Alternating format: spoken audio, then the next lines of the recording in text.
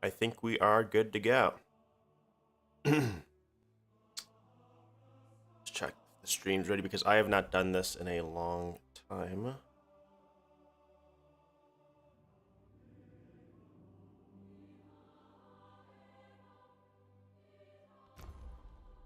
Ooh. Okay. Um.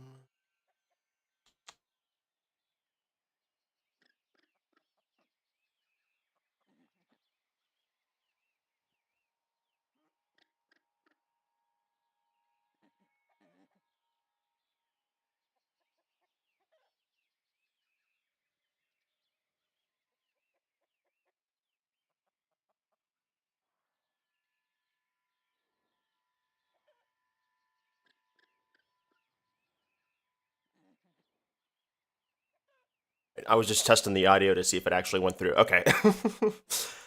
So we're gonna be doing the Maya on an archipelago map. I was gonna do a vote, but I didn't really see too much engagement, so I didn't really want to like wait around and scramble and count and vote. So I just decided to go with the Maya, which I made a recent video on. They're definitely my favorite Civ to play in the game so far. By the way, this is not sponsored by Firaxis. This is an independent live stream. I just received a review key for the game, and I am allowed to live stream starting on February 4th.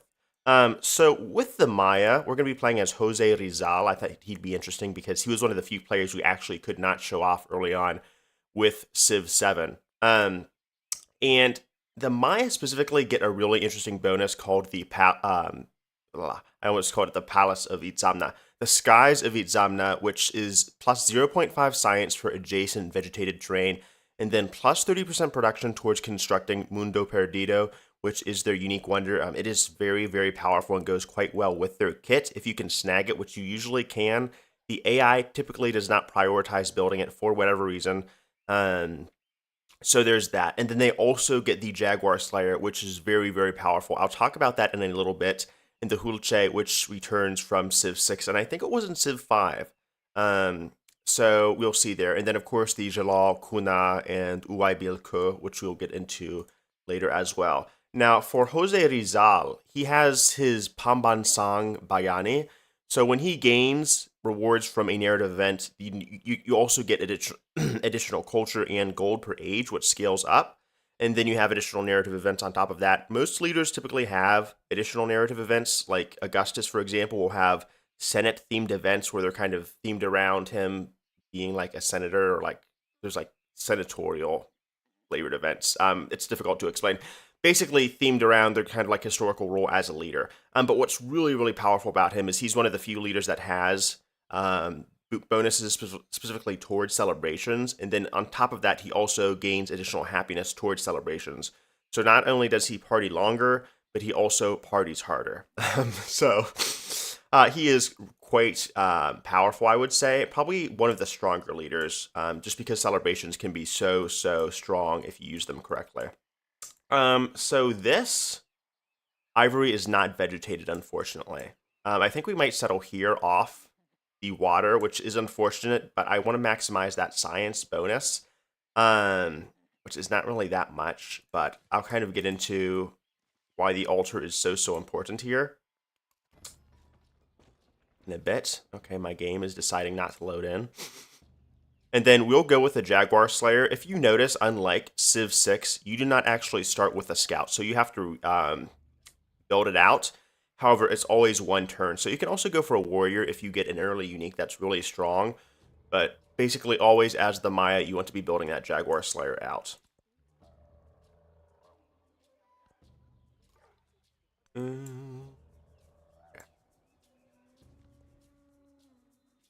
So we have our first goody hut. And then if you notice, unlike the tribal villages, which had a static single image, or I guess asset, in Civ 6, they all have a unique kind of art designs that range and vary with the environment and biome they're in. So the desert one might be using red rock as a cave, and then if it's a village, it might be using like sandstone or limestone if it's in the desert, as opposed to like regular stone if it's in like some kind of temperate biome. So really, really interesting. They put a lot of detail into the early game assets. But for the Maya, I think I definitely want to go animal husbandry for a few reasons. First of all, it unlocks the Hulce, which are my slinger replacement, and then I get bonus production on camps and woodcutters and +1 food on pastures. So that's going to be pretty useful for the saw pit, particularly with the +1 production and then additional production on camps and woodcutters. And I think we'll get another additional Jaguar Slayer.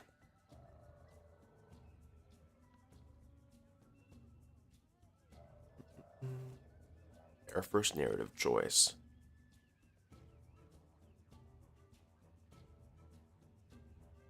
Sorry, I'm just checking the stream settings really quickly. Okay, so I think the first thing we're going to do is meet all the other civilizations for a few reasons. This is really powerful, by the way. But you don't meet all the civilizations. Just to be clear, I was kind of confused about this the first time. You go ahead and meet every civilization, and then you get a bonus for that. Otherwise, that would be a very, very powerful bonus, since you could get the location of their capitals pretty early, which would be very strong for domination. But first things first, I think we're going to go ahead and expand towards the ivory because of the wonder bonus, which is really, really strong. And then we'll expand towards the silk. But as you can see here, we created a woodcutter, so that's going to apply to the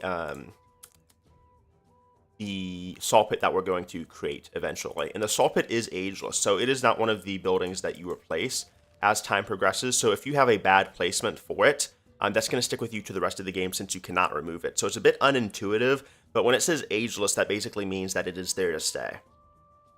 Shepherds have found a cave perfect for aging various cheeses.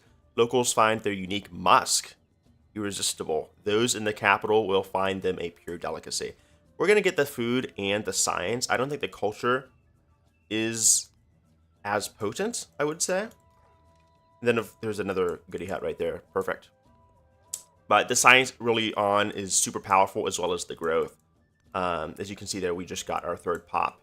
Because growth is king, since you can't build builders, which pisses a lot of people off. Let's grab the ivory. But it is what it is. It is what it is. I kind of wish I settled there. That was a big mistake. We have 2 goodie huts. I'm going to go grab that one. We just got animal husbandry. 75% happiness. Let's get the 15% production. And I think we'll go for pottery, since it's the earliest research option.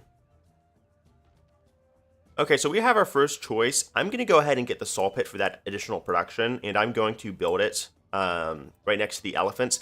It really doesn't matter where you build it. The one thing I just keep in mind is that... Actually, I don't think I'll build it next to the elephants. I'll build it on this empty tile. Let's build it here. Some districts later on really like resource-heavy tiles, like the university and the observatory, I believe, a lot of the science buildings. So you want to be mindful that you don't place too many of the ageless buildings next to resources or wonders even, though I believe they get the bonus for being placed adjacent to wonders, everything does. Because, one, you cannot move those districts, and 2, they don't receive bonuses from being adjacent to the resources most of the time. The ageless buildings, I want to say. So just be very, very careful kind of with your placement there. Okay, let's go back and grab... I'm going to go ahead and use the search option. So this will increase my sight range by +1 for 1 turn, and then reveal all discoveries within twice the sight range. So that'll kind of help me get a map of the coast, since we are playing on an archipelago map. I really wish I settled here. I think that should be good. Okay, so this is really good. We got more happiness, and as Jose Rizal, we'll get that celebration earlier, and then we get +30 culture. I'm not really too crazy on the gold right now, since we're not going to be buying anything. With 100 gold, buildings early on are kind of pricey. I think the woodcutter is at least like 220. We have some mangrove here. But yeah, that's kind of why I'm a bit mindful of that. What are your thoughts on the UI? Moving 7 ARG 37. So the UI, one of my kind of biggest concerns I'd say is with the resources themselves. If you look here, the placement is just weird because it's like kind of shared between multiple tiles, and I can't really angle my camera to see it better. When you zoom out, I think they've kind of made them a bit larger since my time playing. I'm just not a fan of kind of how they're placed on top of the resource tiles themselves.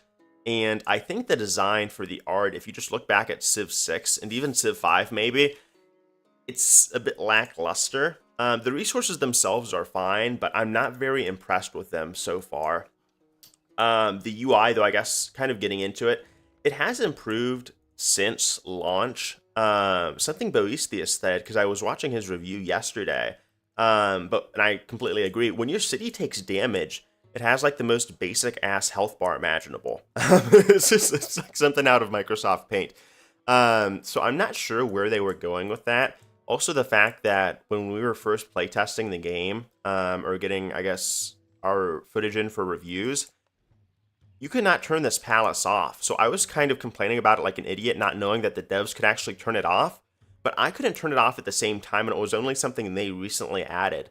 So I kind of looked really stupid in my first impressions video complaining about it, even though I couldn't turn it off because I didn't know the devs were actually able to get that feature.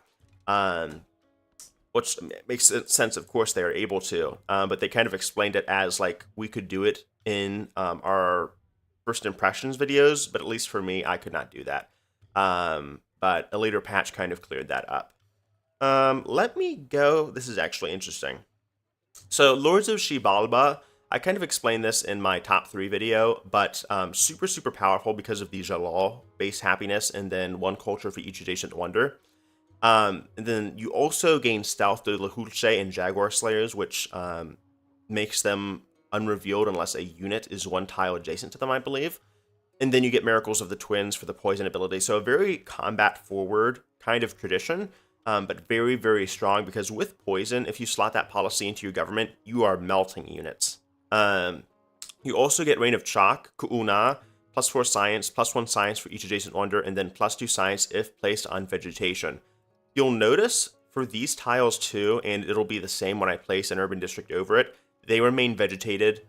Even if the tile set changes and the forest is kind of no longer there, the visual cues are lacking, it's still a vegetated tile, so it counts for the Ku'una. And then where was I? And then we have Discipline. I think I got everything right. Oh, no. We have Pet Coat, +1 science on vegetated terrain in cities. Super, super powerful. And then the Altar gains +1 science from vegetated terrain. I think you kind of want to research Mysticism before this, which I'll get, and then choose that, and then move on to Discipline. But here we have our first government. I almost always, interestingly, go with Classical Republic. Early on, I went with Oligarchy because I like the early growth, but I think the +15% production from constructing wonders is really, really powerful. We don't need the science because we're going as the Maya. We don't really need the culture either, but the wonders early on, super, super powerful bonus. The AI is somewhat competent at getting wonders out. I will take toolmaking though. Early on, which I noticed, they lack in a lot of other details, but at least with wonders, they are pretty good at researching the wonders they want and building them, in my experience. I think I'll take the happiness. Getting that celebration as early as possible.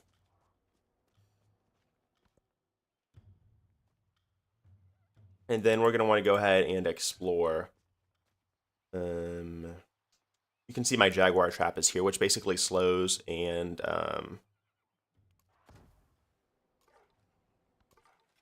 slows and damages units. There we go. Next, I think we'll probably go for the Silk. And then we should be fine there. So I am playing on Archipelago. This is a really, really nice river. I did want to build the Hawaiians. Not build the Hawaiians. Play as the Hawaiians. I may play as the Songhai potentially because they get some navigable river bonuses. I have not played as the Hawaiians a lot. I think I usually tend to play as the Normans. Okay, Mick Cape says they could add a little or between the 2 choices. Surely many think you get both of the bonuses you pick. Yeah, I think governments. You were talking about governments, right? Oh, so the celebration, yeah. So the celebration with governments is kind of wonky. I think there is a lack of customization, which needs to change in the future. But I mean, I definitely agree with that. I think it is kind of limited in that aspect. There we go. Let's get sailing.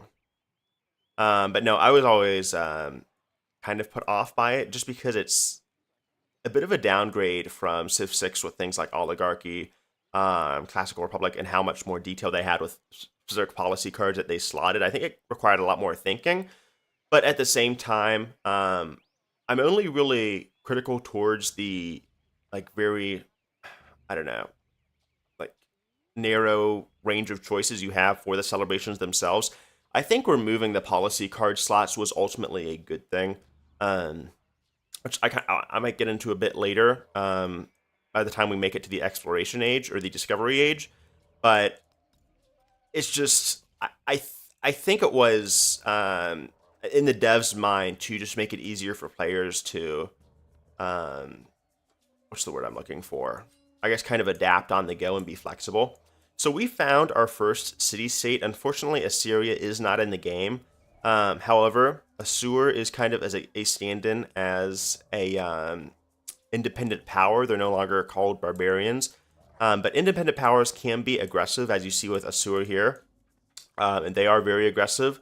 We need to watch out for any scouts, and that is where the Jaguar Slayer actually comes in handy because they can initiate combat with scouts.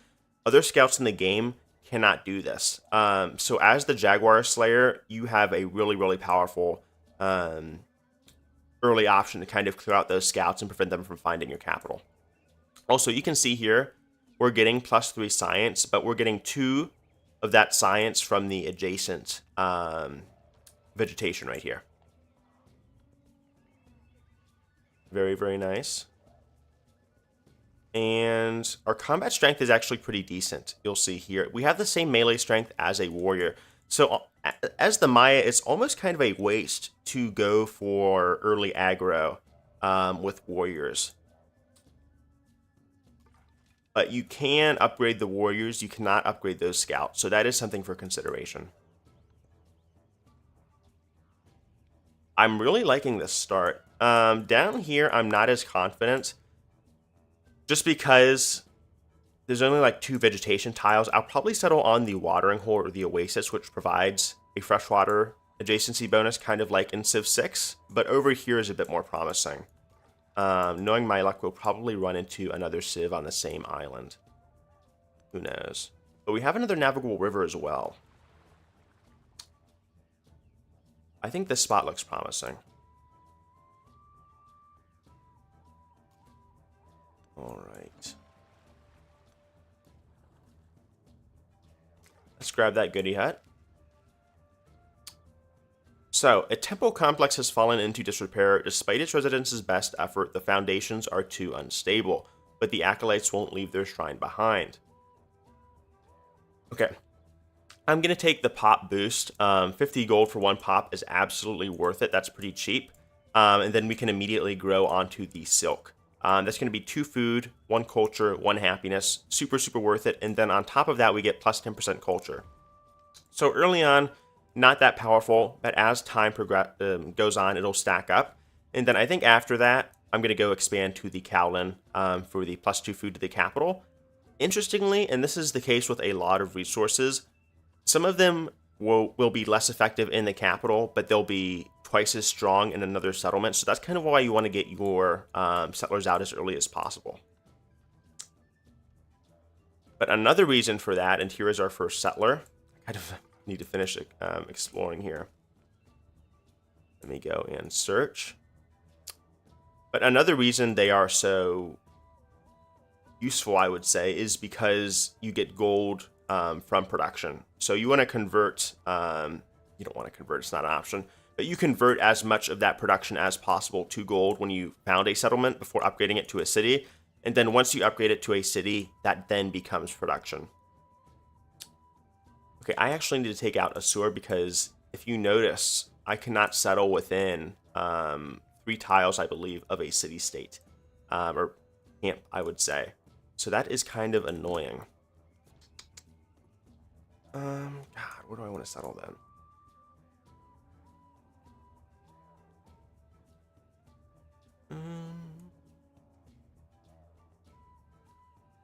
I think maybe here. Potentially.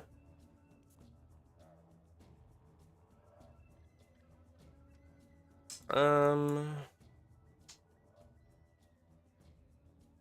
we need to take out that that camp, unfortunately. So I think we're actually going to start building our Hulce as soon as possible. We need to get Lords of Xibalba, but once we do, we're going to immediately start. Oh, we already have our Hulce. Immediately start going for our unique slingers.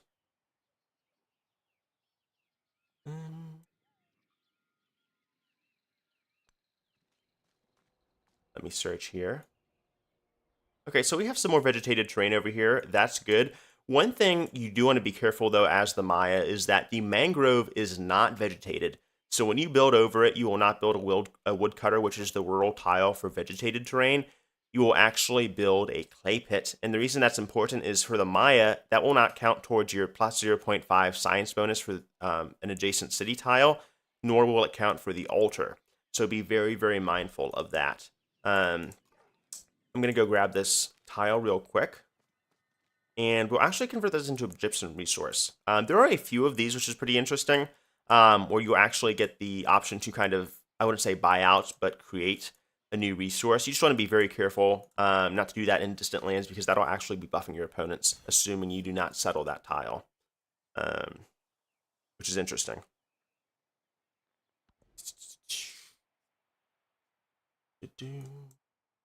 I think we'll go for irrigation. So we get the garden, plus 3 food, plus 1 food for each adjacent coastal terrain, and then plus 1 food for each adjacent navigable, excuse me.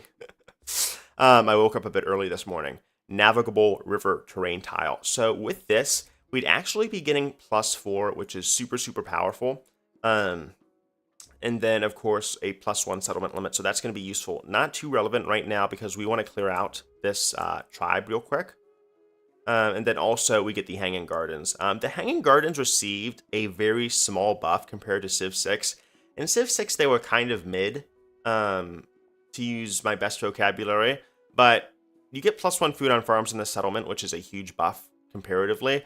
And then plus 10% growth rate in all cities, which I believe they had in Civ 6. I think it might have been plus 15%. The plus 1 food is a much bigger deal. And then the plus 1 expansionist attribute point, I think they recently buffed this, is really, really good. But we want to replace that adjacent to a river. So we'll grab irrigation. And we'll expand to the east. So I think this will probably be... That wine doesn't count as vegetated terrain. Our second city. Unless this is vegetated. No. Isn't either. It's kind of hard to tell with the rivers because this... You wouldn't really guess this was vegetated terrain, but it is. But this one is not, and neither is this terrain. So this would technically count as plus 3. Which might be relevant because this would be a really, really strong... If we were to play as Hawaii resource tile. The unique improvement. So I'm going to actually go... Expand over here. Or explore. Excuse me. Over there. Alright, Isabela. So we unlock our first Pantheon. In Altar, there's Gwendolyn Christie narrating. And then Priesthood plus 2 gold in all settlements. So that'll be relevant for our Lord's... Reign of Chalk tradition. And let me know if you guys can hear the audio okay. I know it can be a bit dicey at times.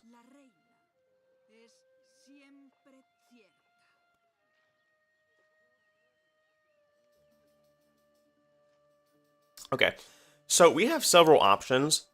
We have Friendly Greeting, 20 influence, Neutral Greeting, 0 influence, and then we can tell them to piss off for another 20 influence. I'm going to go with Friendly Greeting. I think this is always a good idea. One is that you reveal their capital, typically. Sometimes it can be glitchy in my playtesting. It won't actually reveal the capital half of the time. I hope they fix that, because when they accept it, it should reveal the capital. Almost always, I believe, unless there's something I'm not privy to.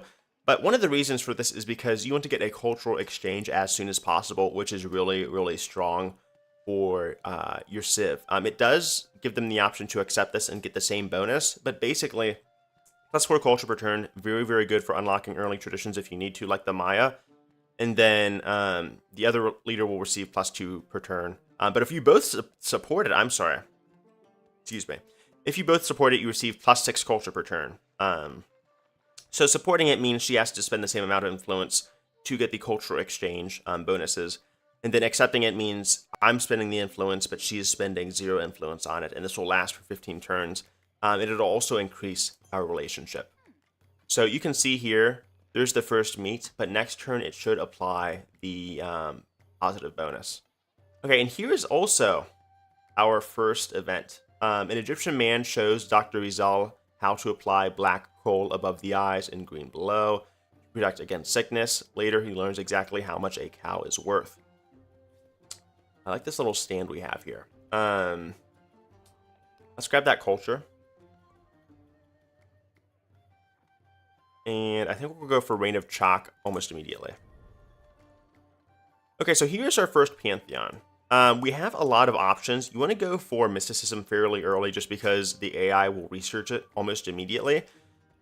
But we have a bunch of different options. I'm actually considering Sacred Waters because of the river buffs and because we are playing an Archipelago map, which is very coast heavy. But we have City Patron Goddess, which is taken, Earth Goddess, and Fertility Rates also taken. Earth Goddess, interestingly, because the AI typically doesn't go for it early. In my experience, it's more of like a 60-40 thing where they don't, as opposed to like when they take it. But +1 happiness adjacency for mountains and natural wonders. I'm kind of yapping here. And then I guess we can kind of quickly go over them. You can pause if you want to see the rest of them, but like +1 culture on quarters, +1 food. The Maya really like God of the Forest, actually. I might be taking this because gold supports kind of their weaknesses, one of their weaknesses, which is that they focus on science and culture. They don't really prioritize gold as much. So that +1 gold on camps and woodcutters basically means all of my rural improvements, like this one right here, will be receiving gold. So once you're fairly established, this is really, really powerful. I'd say at least circumstantially for the Maya. If you're playing as Axum, that's not going to be as relevant. +1 science on quarters. And Sacred Waters looks really tempting. I think I'll go with God of the Forest, though, real quick. And then God of the Sea is also pretty relevant. But you'll see here. Should get that next turn. I'm sorry, we should get that once we build an altar. Okay, let me go ahead and buy out another Huche. And then I think we will almost attack immediately once we get our general with discipline. There's the gold bonus. I was like, why is that not there? I can't read. I am illiterate. It does not start before you get your altar. Kind of like with Civ 6, which does start before you get your altar because there is no altar improvement. I think we might want to go for a granary actually before we build that Hulce. And I'll actually place that down in the city, I think. Right? That should be fine there, and then we can build an altar next to the mountain. And get our +4 science. I think that's the best tile we have available at the moment. And I can always buy out Hulce, so keep that in mind. Okay, I was kind of hoping for more vegetated terrain. I do like this little cove we have going on here, though.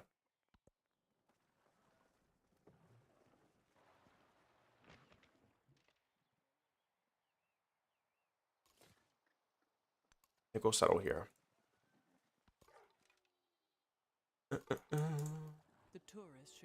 Okay, and we found Uluru. See straight inside. Wouldn't see Big Rock then. He would see that Kunia living right inside there. Can't hear game dialogue. Okay, I appreciate that. Let me go ahead and turn that up.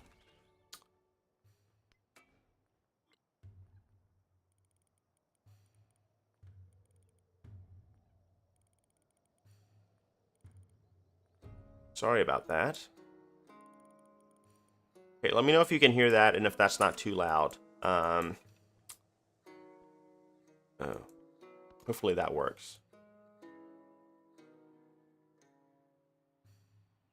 I think we'll probably go to the west.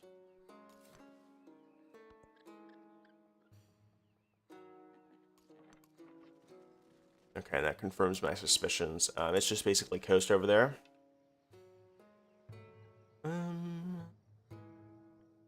So I think we'll go to the west real quick. That's desert there. Normally I wouldn't consider that, but Uluru might kind of change things. We still have not had her capital revealed to us, unfortunately. Which is kind of sucky. Because she did accept our delegation. Or our friendly greeting, I should say. Okay, there's more juicy navigable river. She's playing as Egypt, so this may be more of her start bias. I suspect she's probably pretty close to here. Egypt really, really likes navigable rivers. I'm going to settle there. For a few different reasons. One is that their mortuary house, I believe, or temple, whatever it's called, benefits by giving +1 happiness for each adjacent navigable river tile. And then they like desert because their mastaba is +1 gold for each adjacent desert tile. Okay, I promised I would expand to the cow lane. Okay, there we go. Let's go ahead and build our settlement here. So with Koba, we are going to be getting increased gold, but do you notice, despite having 3 vegetated tiles adjacent to the city, we are not getting that +1.5 science adjacency bonus because this is not a city yet. This is only a settlement. So we will build the cow lane, which we can immediately assign to our capital.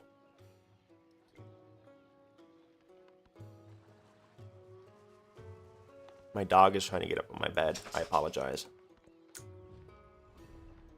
And we'll go ahead and accept. Actually, I think we'll support the +3 food early on. Later, this is kind of irrelevant, just because your cities get to a point where you have so much food, even though it scales with age. Like I think it's +6 food in the exploration age. It's just not as relevant because you have much better quarters. We have a little elephant island here. But yes. Okay, and I think my Jaguar Scout is actually being attacked here.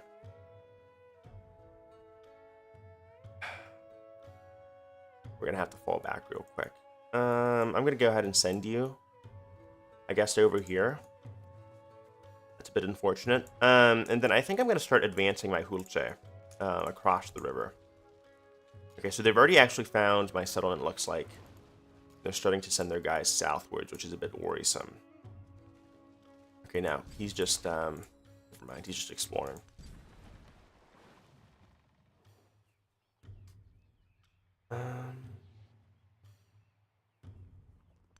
Move on to the vegetated tile. And choose our celebration. I think we'll go for, let me see, do we have any wonders available right now? No, so I think we'll go for the culture, and then next turn, not next turn, in the next 15 turns, we'll probably go ahead and get wonder building. I'm going to get +2 culture on the palace for now, and then I'll later swap that out with priesthood. Right now it would only be +2 gold, but as we build settlements, that gold bonus gets much, much stronger.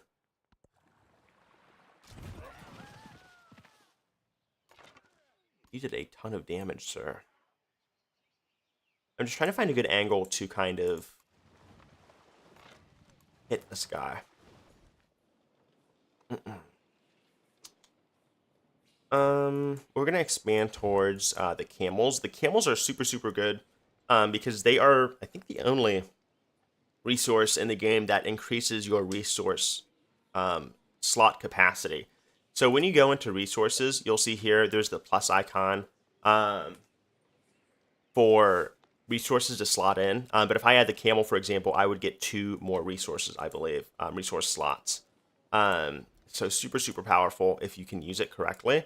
And that'll actually kind of play into wonders because some resources like gypsum over here boost production. So really, really useful. It's a bit of a mini game, kind of like the corporations game mode, where you need to acquire a lot of those resources to get some really powerful bonuses. But unlike the Monopolies game mode with Civ 6, it's not based on the amount of resources you acquire, really, rather where you place the resources specifically. Okay. I almost want to build another Hulche, but I think I'll buy it. And then we can go for another settler, which we'll go ahead and place, I think, in that watering hole. We need to clear that camp first, though. Okay, so here's the resource option again. I'm actually not, I think, going to turn this into a horses tile for two reasons. One, if I want to settle a city here, I could also settle one here for the same science adjacency bonus. I would, of course, get that.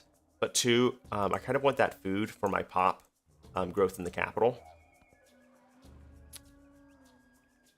That is some food for thought. The sky exists. The face of the earth has not yet appeared. There we go. So next we're going to go ahead and get discipline. This is really, really powerful. +1 movement and sight. I don't really use this for a survey because it is a policy card. It's not immediately added. How you can tell is that the survey icon, that little quill, means it's a policy card. The plus is just a generic bonus. So I will automatically recruit a free army commander once I research this technology. So they're really, really good. I'll explain kind of as I... oh, shit. The swordsman is right there. As I establish my troops. Builders have raised a monolith effortlessly and with few tools. The artisans back home will want to know of these novel techniques. Let's get the culture and production again. And I'm going to go set up my guys over here.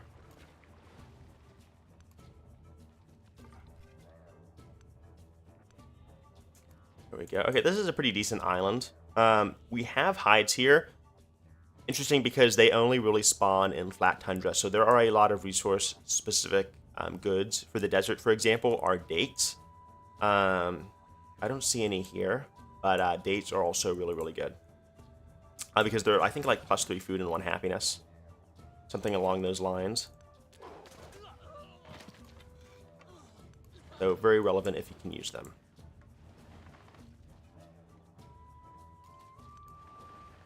And we're just kind of setting up our Kulche here. Okay, and this is also a really, really good start. But if you look here, and it's interesting, deserts are actually a lot more viable compared to Civ 6, where they didn't, flat desert tiles did not yield any production, food, culture, gold, wonder whatsoever without first building some kind of district or wonder to kind of capitalize on that. But if you look here, rough desert has +1 production, 1 happiness, and then this flat desert here has 1 production and 1 happiness. So really, really good changes, I think, over from Civ 6. But desert is much more viable. So for starts like Egypt, where it's like you're almost guaranteed to get a navigable river of some sort next to a desert, or one or the other, it's much, much more tolerable than it would be in Civ 6, where it was just kind of yucky getting so many zero yield tiles next to your capital. Okay. We have little isles over here.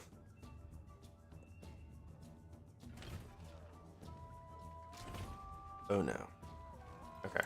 So they just killed my unit. I kind of look like to be fair, it's really hard to position along this river here, but I won't lie. I mean, I did look like a bit of a dumbass there. And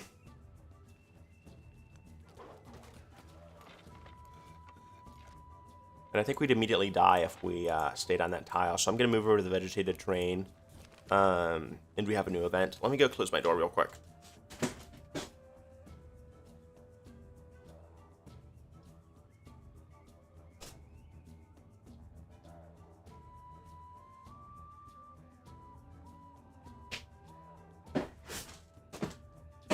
Okay, sorry about that. So, limits of faith. The message of the god of the forest cult spreads with the hunger of a devouring fire. Okay, I don't think that's the best analogy for a forest god, but it is. Is it the cleansing flame of purification or the inferno of persecution? Getting heated here. Division stirs about the form faith should take. What do those in the god of the forest cult say about those who do not believe? We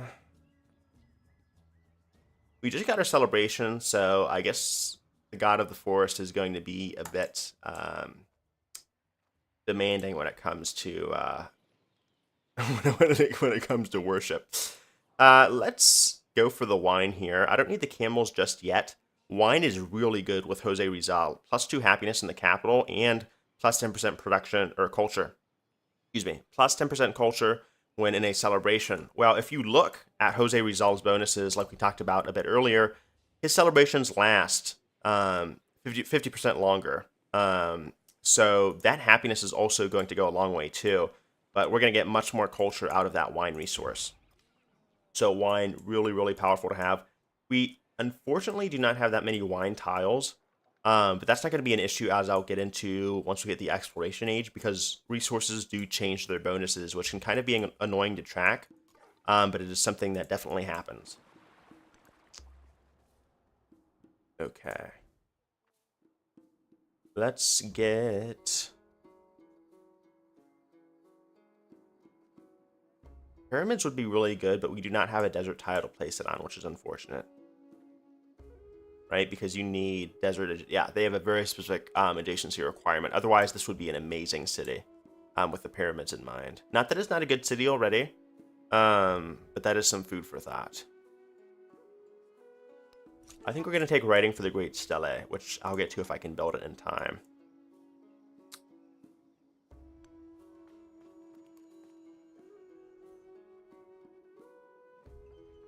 Where's that other scout coming from? Not too sure. Okay. Let's end our turn. He just barely survived, and that actually killed the warrior, or the swordsman.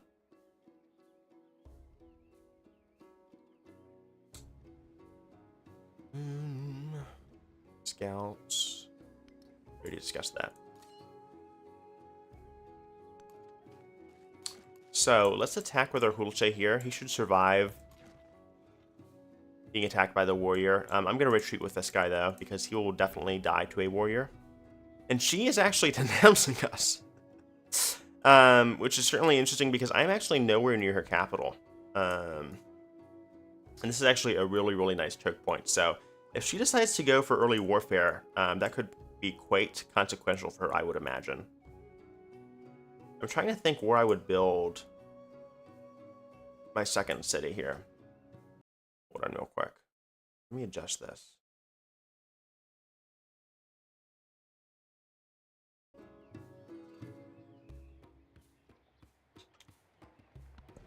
Okay, let me know if you guys can hear the audio. Because the music with the Maya is pretty decent. So I think we'll go for Mysticism 2 for the Clan Networks policy card, +2 food in all settlements. Not relevant right now, but Mundo Perdido, our unique wonder, is +1 happiness and science on tropical terrain in a settlement. That's any tropical terrain. It doesn't need to be vegetated. So, for example, this river, which is rough right now, literally and figuratively, will count for the science and happiness yields, and the iron will too. So there's no vegetation requirement or anything like that, kind of like with Chichen Itza. So super, super powerful for the Maya. And then we get a +30% wonder construction bonus towards that wonder. So really, really nice. Okay, I'm wondering where her island is. I'm not her island. Her capital.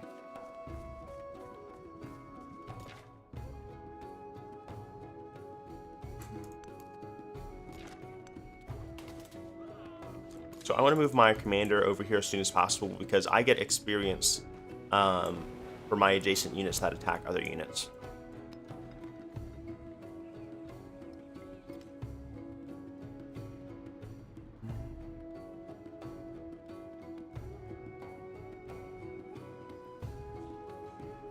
Maybe I should have moved you down there a bit. I just didn't want to settle next to that resource. I'm just kind of wondering where I should put my city. I wish the ivory wasn't there. My vegetated tiles here are not great.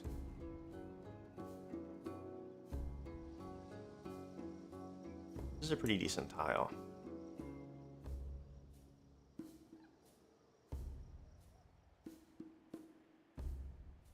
Okay, that's some food for thought. And then I'll go ahead and do search.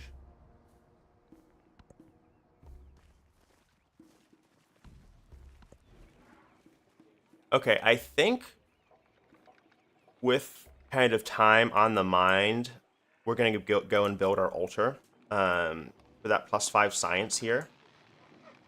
And then this is actually a vegetated tile. But you would not even know that because there was like no forest on here. That's, I guess, one of my complaints is that the graphical cues can kind of be very inconsistent with this game. But I mean, even with that in mind, we're going to build the altar. But I mean, yes, the graphical cues are very, very inconsistent sometimes.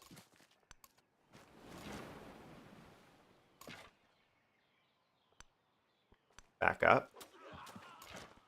And then we're going to easily kill this slinger in 2 turns. As you can see there, we're getting XP. Gradually over time, we're going to build up our promotions, which I'll get into when we eventually research them. Okay, so I was going to kind of see if I could snipe that camp. He still has a swordsman in place there. I think in the meantime,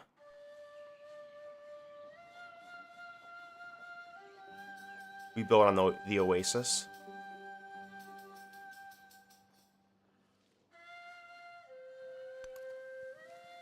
Or maybe over here, actually.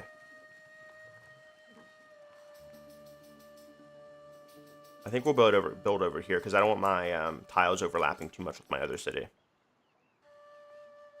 Right? No, you know, we will build on the oasis for the additional +0.5 science. I didn't realize that the mangrove was there, and it is not vegetated.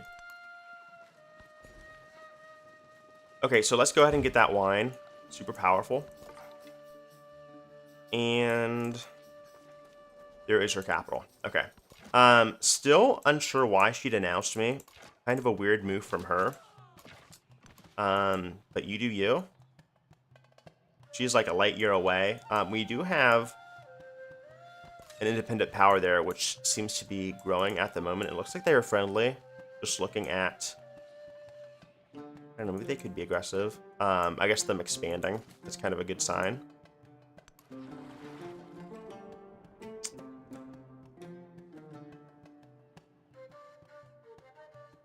So yes, I think we will build that city there. Okay. My vegetated tiles as the Maya right now aren't that great. I'm going to be honest. There's another great city, but it is a bit close to my other city. Yeah, usually with the Maya, I restart if I don't get a capital with 4 or more vegetated tiles, just because it's so good when you get it. The bonus that is consistently. Okay, so I'm going to do a pro gamer move here and add this to my army, and then move my commander to the east and do the same thing here with the Gulce. My commander's actually quite a bit wounded. This Jaguar Warrior is going to be a bit weak against the Swordsman, but I'm going to kind of soften him up here, so that when we do send our commander over, it's much easier to kill. Let's settle Tikal. And I think for now, you almost always get this event. We're going to go for the Consolidate Power in the capital. Maintain Distributed Power is good if you're playing wider, and for whatever reason you start off with a lot of gold, like you're playing the Axumites, and you build up your cities early. But I think for now we'll Consolidate Power in the capital. We're not quite there yet with gold. So we are going to be mindful of that.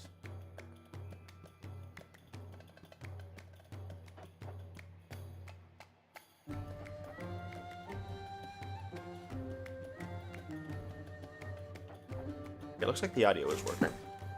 Okay, sorry for that brief interlude. Let's get a codex. So codices are really important.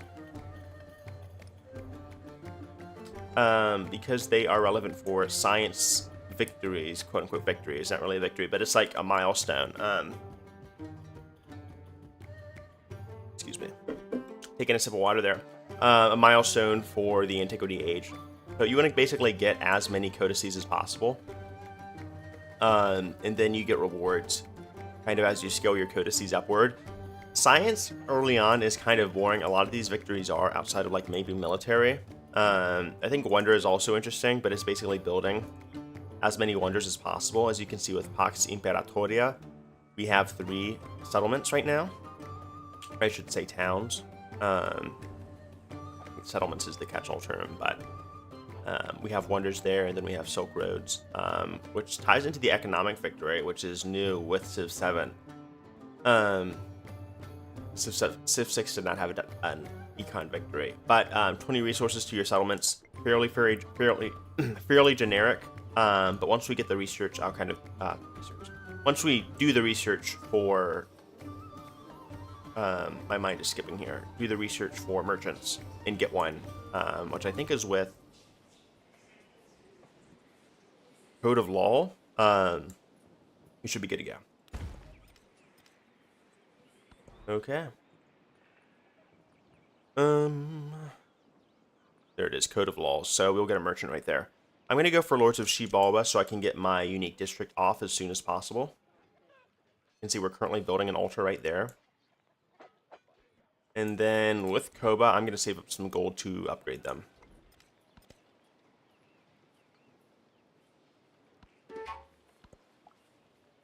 Building in tech. So she has really, really good tech right now. She's not going to let me get open borders. And then I'm not sure why she's so pissed off with me. She can kind of be an early warmonger, and she is really, really aggressive with early expansion. But she's kind of unjustifiably mad. I'm not sure why she's just so randomly aggro. The AI is like super bipolar in this game. As you can see here, she's actually starting to build a library. You can see it's in progress there. I just recognize the outline of the tile. But she's not going to grant us open borders. They usually have to be neutral. At least I don't think she will. No.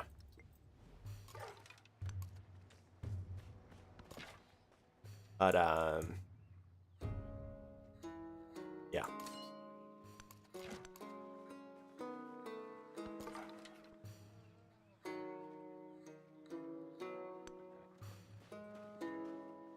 I'm going to heal and then attack later when the commander gets here.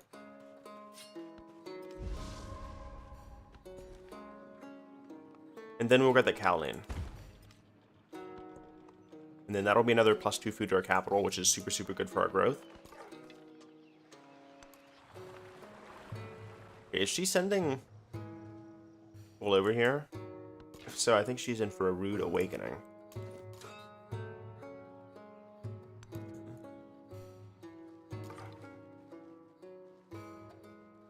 And he actually healed, so I may just keep that that Slayer there as an exception. Or as a distraction.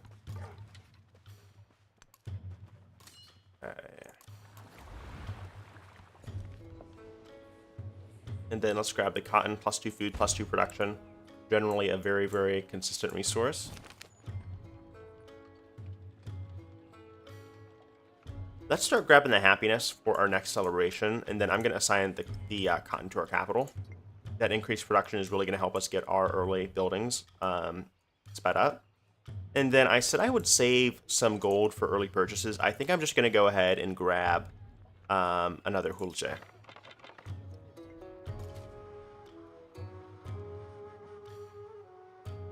And then I'm going to send you over there. I'm not too worried about Spain right now just because my capital is so far away from them. But in case they do decide to become aggro, I always have my commander over there first. Several options available.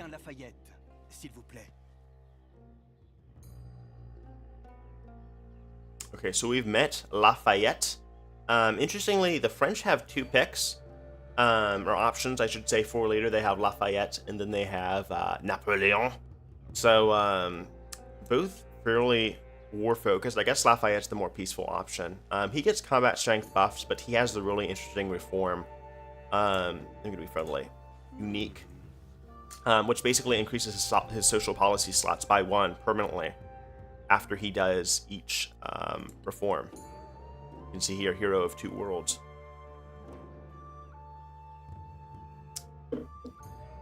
And then that really stacks with his combat strength. And then he gets bonuses to distant lands, which I'll try to talk about if we get over there in this video. Okay. I'll take the culture. That +1 food is kind of measly. Big bark.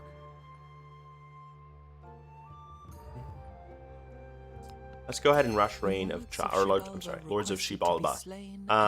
This is good for the stealth promotion, and then we can also get poison later on. And then the Jalal will be really, really good. Okay, we are getting a ton of narrative events. I think I'll go for the Settler for a few reasons. One, I want to become a suzerain fairly soon. And then 2, it's much easier for me to build a settler. That should be good. Okay, a political quandary. We're getting... My throat is already sore, and we're getting a lot of events. So Jose Rizal may have not been the wisest choice for me for this stream. But I will persist. A political quandary. As Rizal's empire grows, citizens increasingly bear witness to conflicts beyond their borders, and sometimes amongst themselves. Local politicians look to Rizal to lead by example, seeking insight on how to guide their communities. Are peaceful solutions always achievable, or must one sometimes resort to violence? I think violence is always the answer.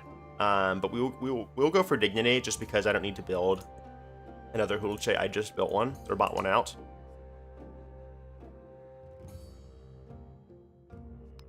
For rating 2. And then we got our first attribute point. You can do that just by casually doing quests. But you'll see the first bonus we get here is fairly standard, but you unlock more attribute points as you kind of go down the tree and progress things. Let's go meet that independent power.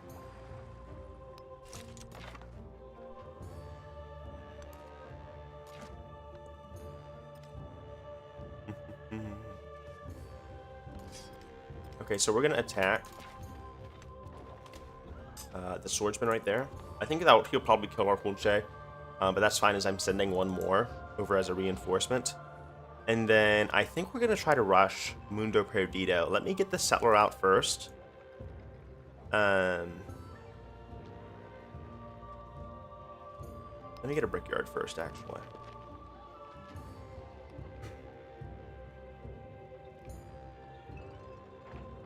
I'll just go ahead and build it in my palace. And we should be good. I'm just trying to think where I'm going to build my, right here, my unique buildings.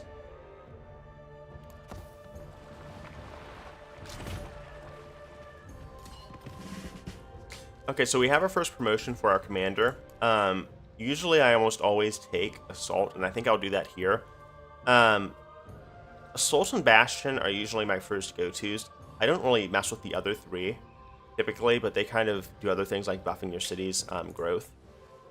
I think Maneuver also increases your slots. Where's the...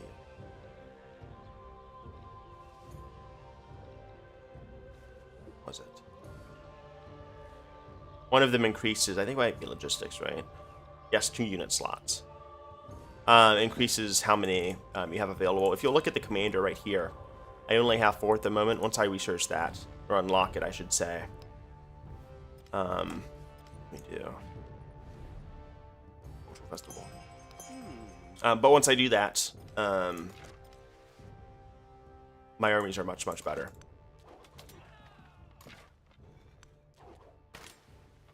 Okay, we'll just soften him up until we can kill the swordsman. And with 3 Hulche, we don't even have poison yet. We're just going to churn through him.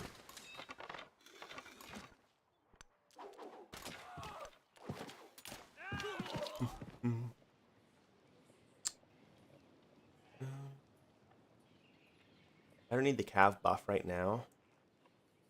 I think we'll go with camels for the production. And you are also growing. Let's grow towards the gypsum.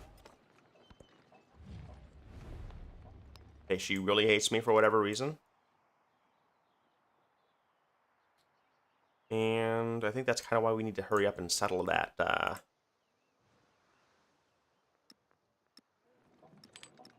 Settle that tile over there.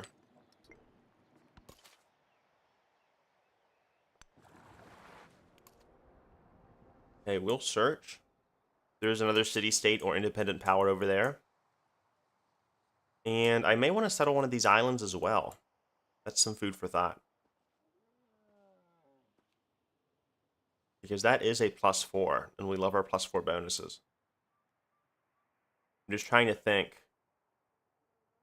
Will this be enough to grab those tiles over there? And I don't think it will. But if I settle here, I'm not going to be able to grab the hide. So that's kind of the trade-off you want to think about. Do nothing which is of no use. Okay, Gate of All Nations. Absolutely terrible wonder. For a few reasons. I'm kind of going out of my way to hate this wonder. The AI never builds it. Usually if the AI does not build a wonder, there's a few exceptions. Even they think the wonder is terrible. But +2 support on all wars, just completely irrelevant. Waste of a building slot or a tile slot. Waste of a tile, really.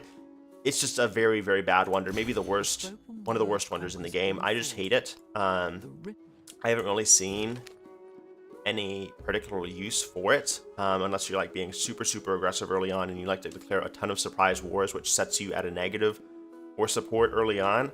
I just do not see a huge benefit towards it. Let's go for the happiness. I want to get that celebration as soon as possible. Masonry. Okay, so all of these are 16 turns. We need to increase our culture output.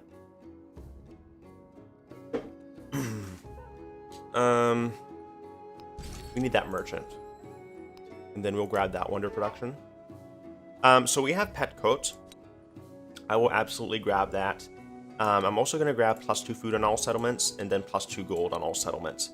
Because we're going to be settling a few cities, but that +1 science, you'll see here, 27, that's going to really, really buff our science output.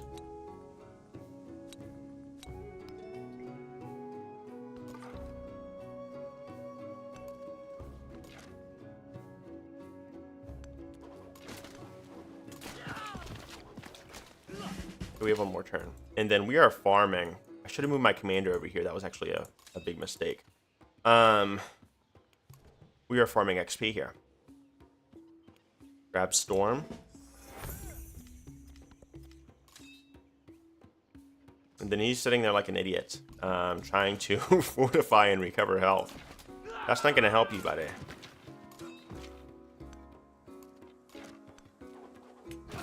Yep. And then we will disperse this. So thankfully, you don't need to use movement to disperse an independent. And then we'll also go ahead and grab 100 production, which is super, super good.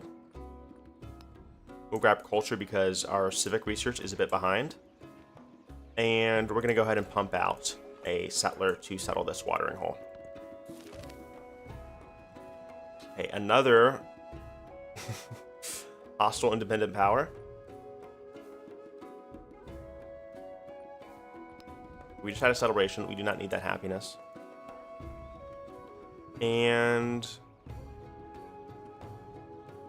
I think we go for Mundo Perdido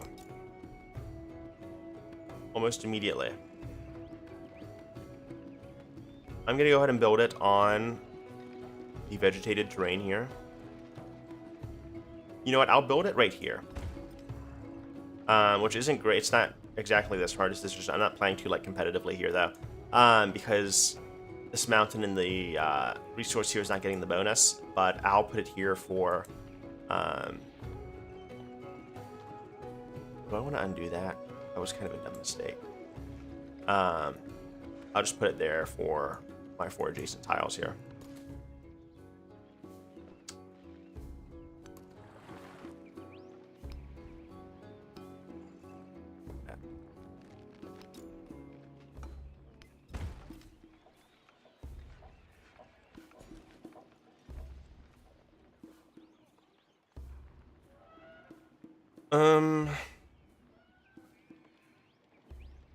I think we need this production.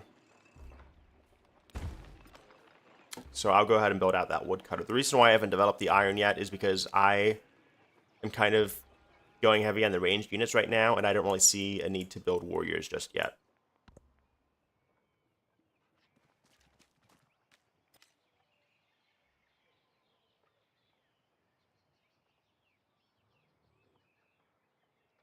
Okay. So we're going to go ahead and do assemble army and grab everyone right here. Expand to the east. And I think we'll go and settle this tile. I've been talking about it nonstop, but we'll finally settle that tile. And hopefully she does not forward settle us, because that can be really, really disadvantageous. Okay, he's actually already befriending this city-state, which is kind of annoying. Actually, I'm sorry. He's already developed them into a city-state, so he is somewhere to the east. It's going to be a good idea soon to get a fishing quay and then build out a naval unit.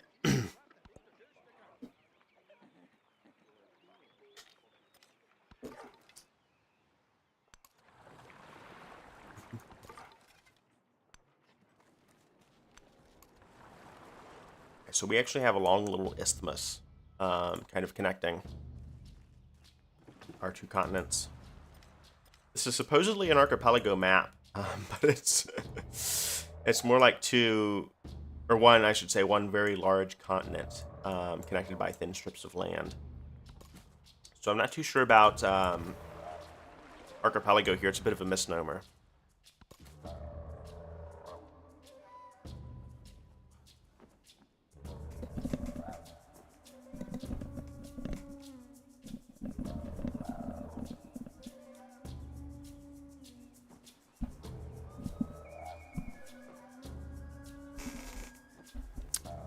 Okay, I think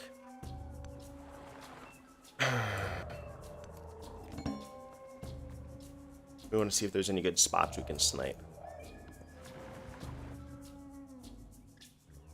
Okay, after this we probably have 1 more city, and then 5. What is this? 1, 2, 3, 4, 5.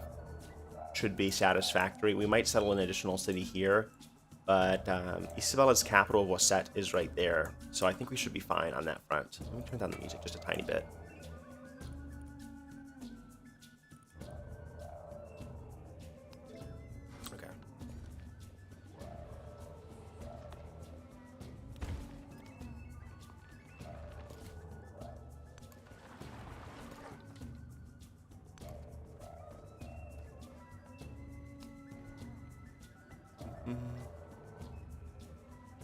So I'm going to go ahead and upgrade my first town of Koba.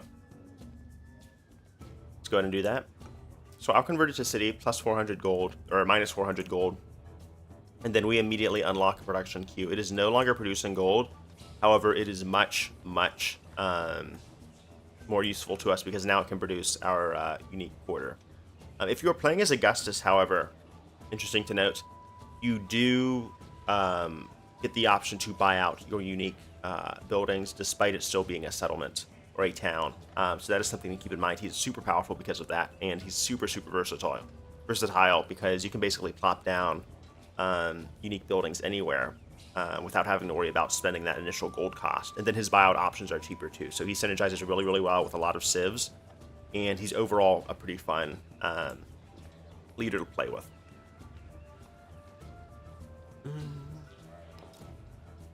Oops. We're going to save our City Hall for the altar.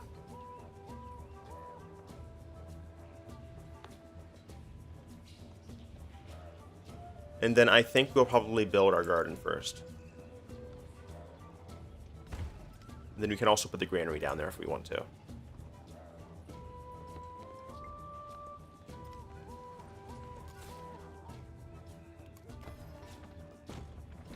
There's Wakabnal. Okay.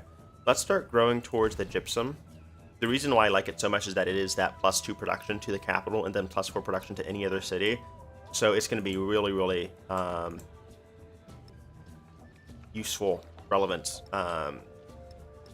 Shift that all over there to Koba. As you can see here, it gains +4 food. But really relevant for wonder building.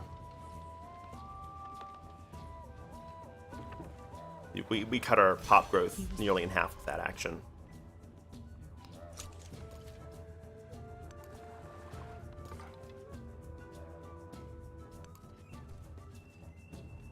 Okay, the tiles over there are not the best.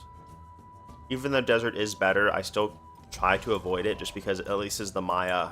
And I think with anyone aside from like the Egyptians, it's just not the best. I mean, it's okay, but I prefer tropical tiles here.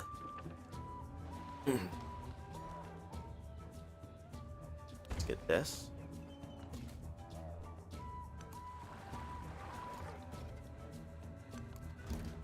Okay, and we've met.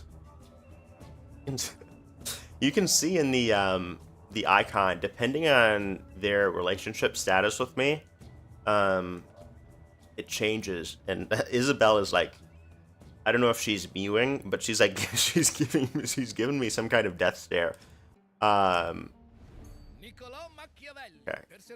This guy is a weasel. I do not like having him in my games. We're going to start with a friendly greeting, but he is a massive psychopath, as is historically accurate.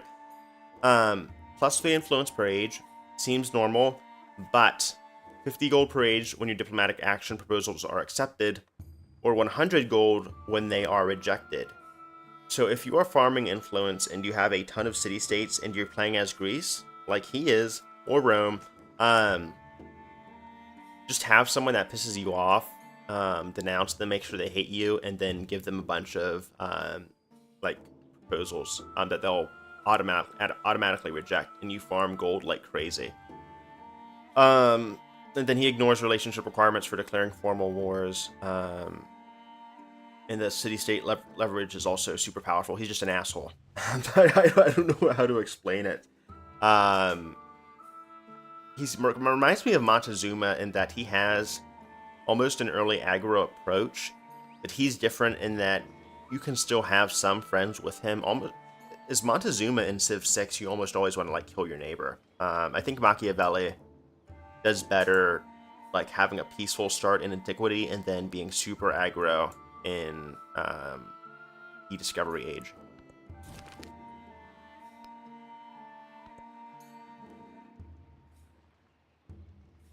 But speaking of which, despite saying all that, I am going to want to get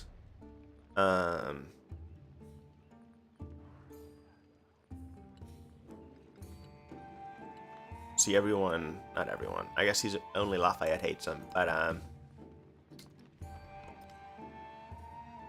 let's just get open quarters. There's no sauce. But you just want to. All of that is to say you want to be very careful with him.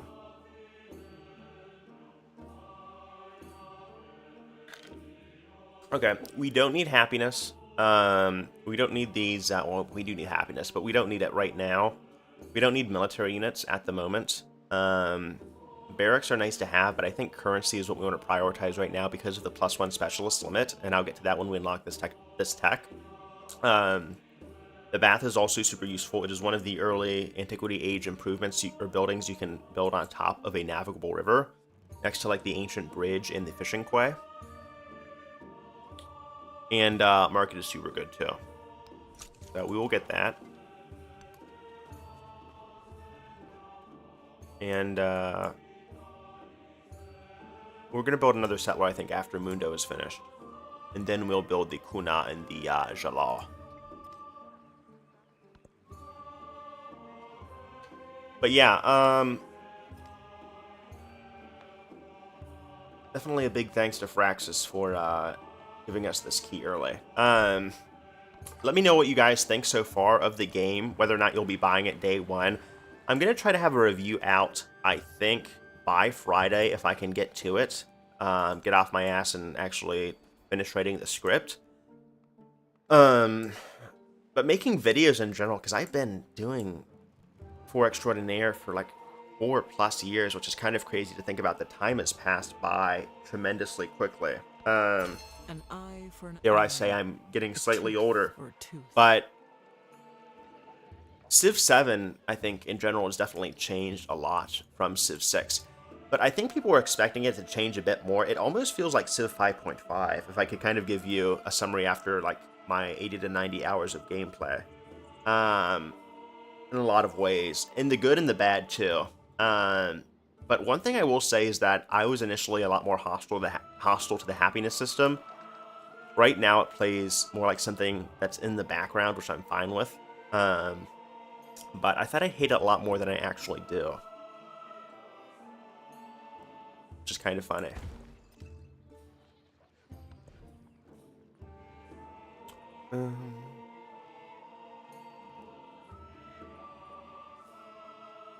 Let's go ahead and get Calendar Round. Because it is such a powerful passive bonus. Culture for 10% of my tech research cost, and then vice versa for civics. And then we'll go and explore over here. Okay, so because these cities are so far away, we can actually only start trading with Champa. But we do have his capital located. It is within sight.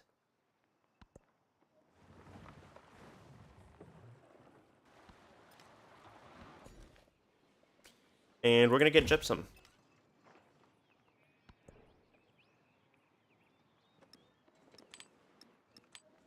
Okay, I'm going to get the +4 production. And pivot my camels from Bach to Koba.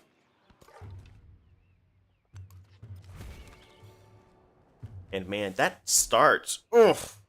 This is way better than what I started with. I always get jealous because some of these starts, the AI get comparatively have been like way better than some of my initial starts. I honestly have a case of restart-itis sometimes with this game because the map generation, I would say, outside of Fractal and even with Fractal, because Fractal's more inconsistent, is really, really wonky in this game. The map generation.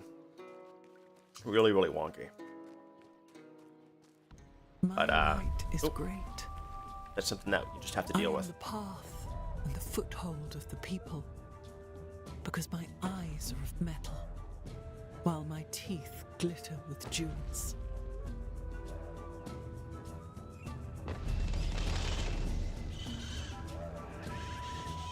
Okay, so we have Mundo Perdido. Love that little graphic with the Quetzals flying around. And that is going to give a huge buff to our rural tiles here. Look at those elephants. Very, very strong. And you can see our yields have increased massively here with happiness and science. Very, very strong bonus. I did promise I would build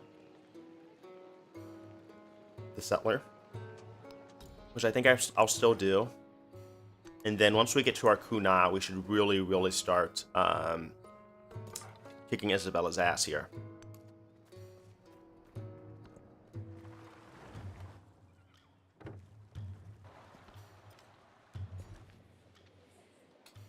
Let's grab more gypsum. And we'll slot that into the capital. I will. For you, though, I'll start the altar.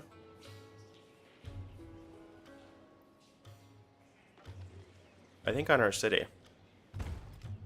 And then afterwards, I'm going to build the Ku'una. And then I'll build the Jalal on top of that.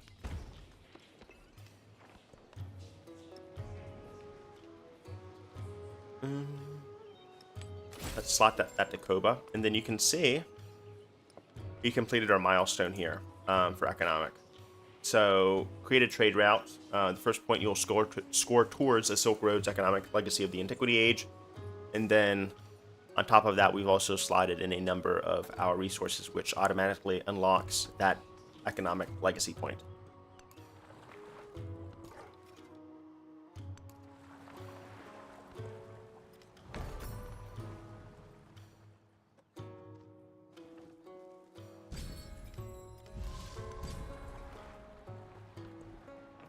Okay, let's grab the wonder production. And I think this is kind of a dead slot. Let's grab oratory. And we're going to start improving trade relations with Machiavelli. And that'll increase our trade route slots. And then we'll do a cultural exchange in the local festival. And then someone built Terracotta Army. The AI really, really likes that wonder, which is funny because unless you're going like for a really aggressive early game push, I would not build that wonder. Just my personal opinion. And those tiles are fantastic.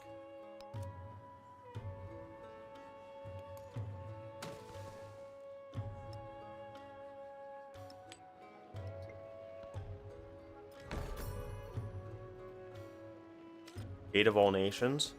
Another very mediocre wonder.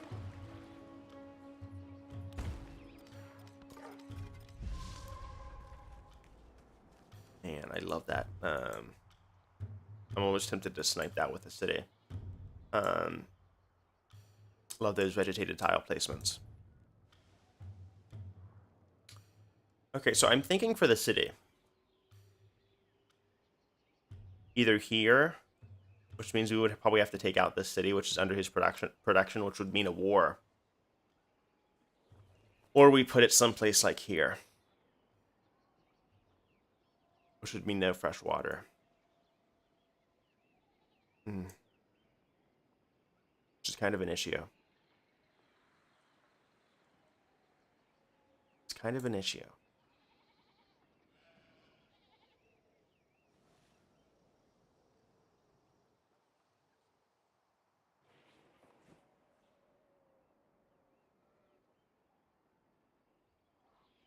We could build here.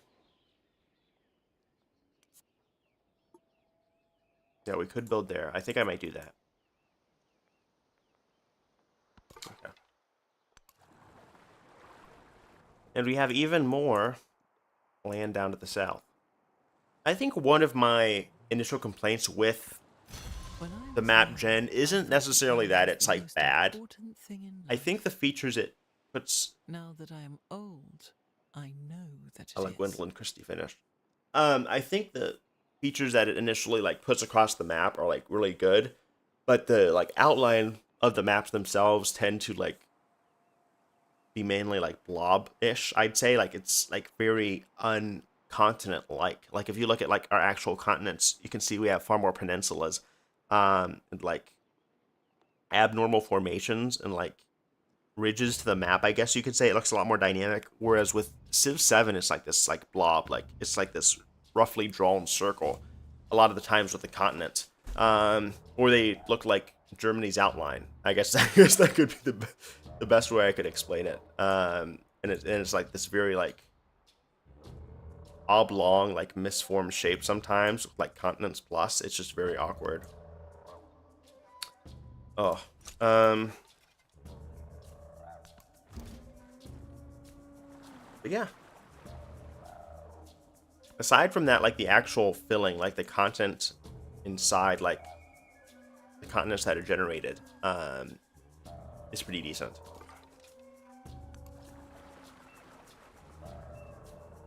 Could settle there.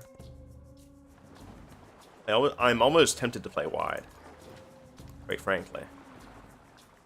Very, very tempted here.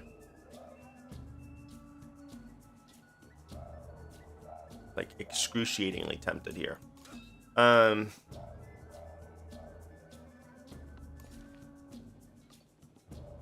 But yeah, let's develop those elephants. That'll give us more bonuses towards wonder production. And then I think after the settler is sent out, because we'll be over settlement cap actually.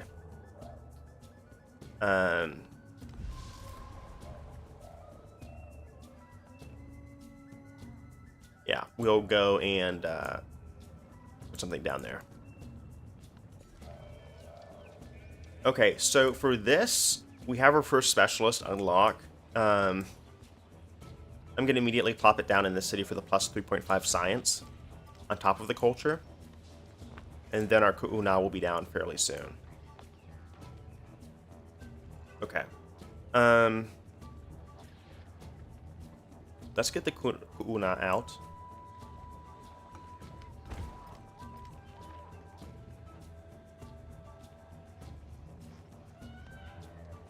And then let's build the Jalal on top of that.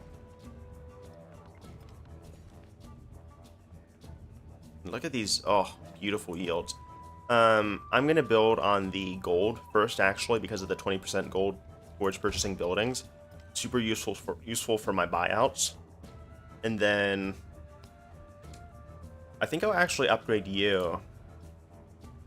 I can't do that just yet. Upgrade you eventually, I should say, into a city.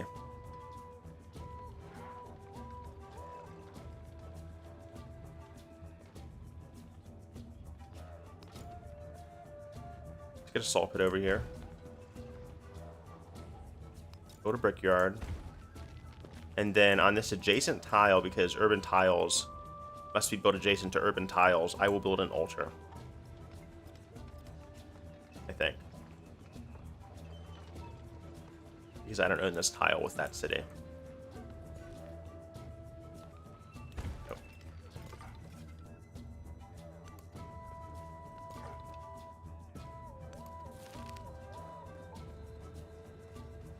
Okay, let's reclaim the stolen tribute. Or actually, we'll get the culture. 2 turns. Not bad.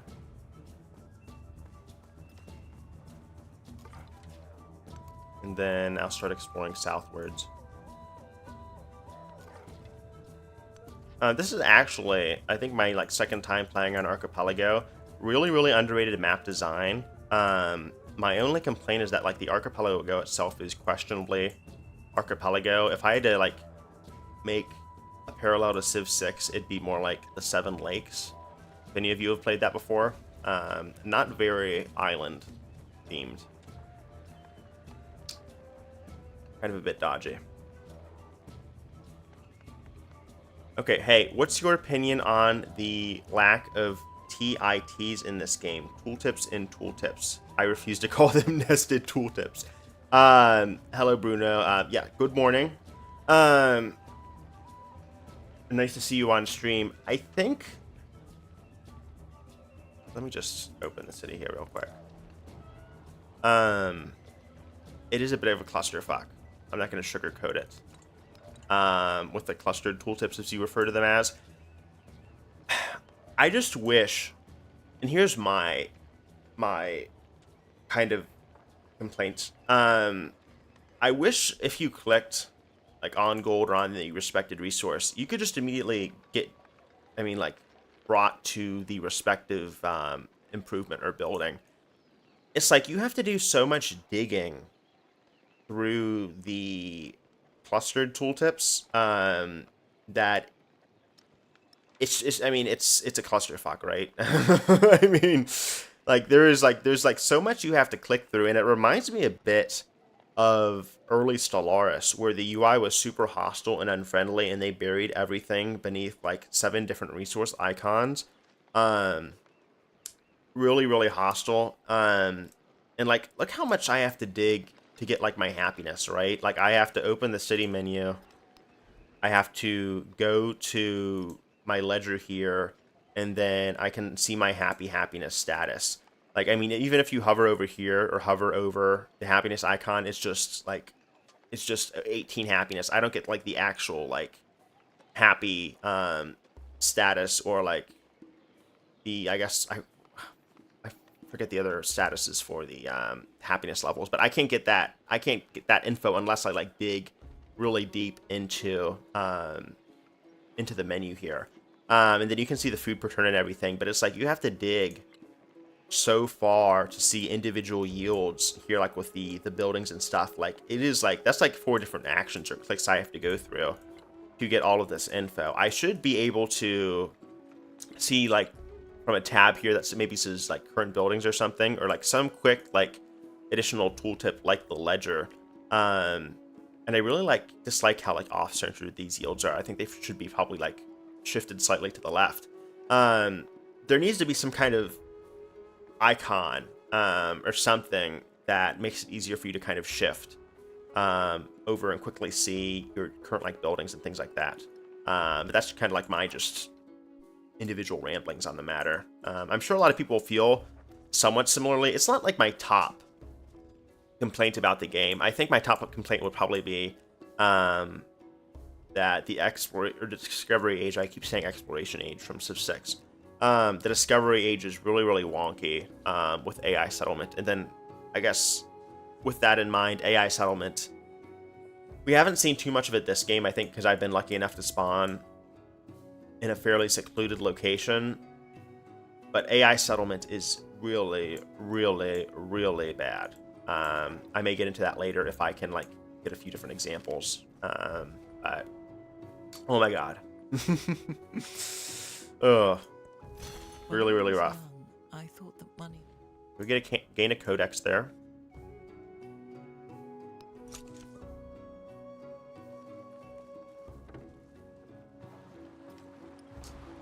And we want to increase our settlement cap fairly soon.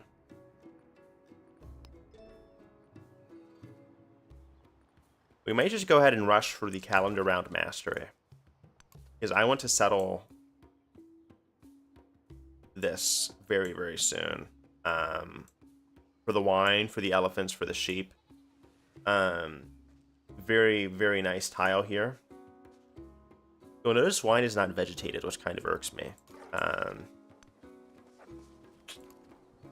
Here's another really good location.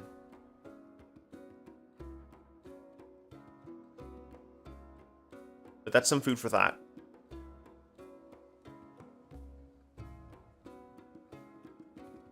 So I think either here or here.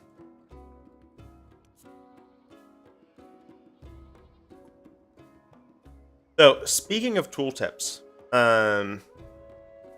something they also don't mention is that if you don't settle on a freshwater tile, you get like a -5 happiness penalty.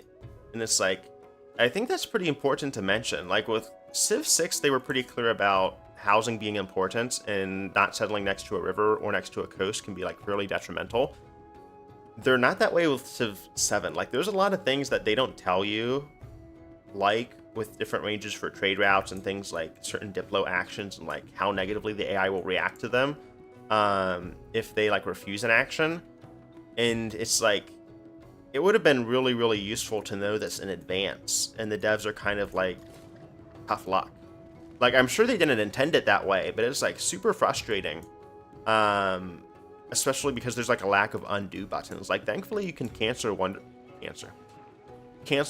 placement, but you can't really like shift districts. So like, if my buildings in the next age really, really love resources, and for whatever reason I stupidly place a granary down here, well, I'm kind of screwed. Like, I can't move my district. And this was a complaint people had with Civ 6 and how you couldn't build over things like luxury resources.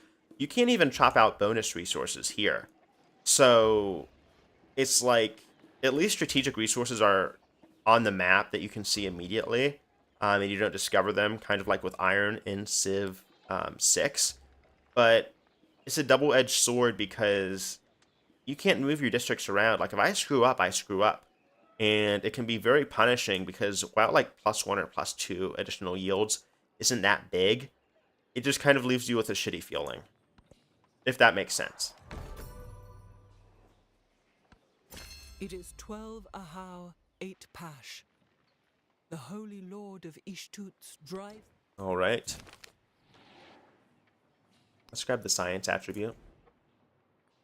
And we're going to bum rush calendar round.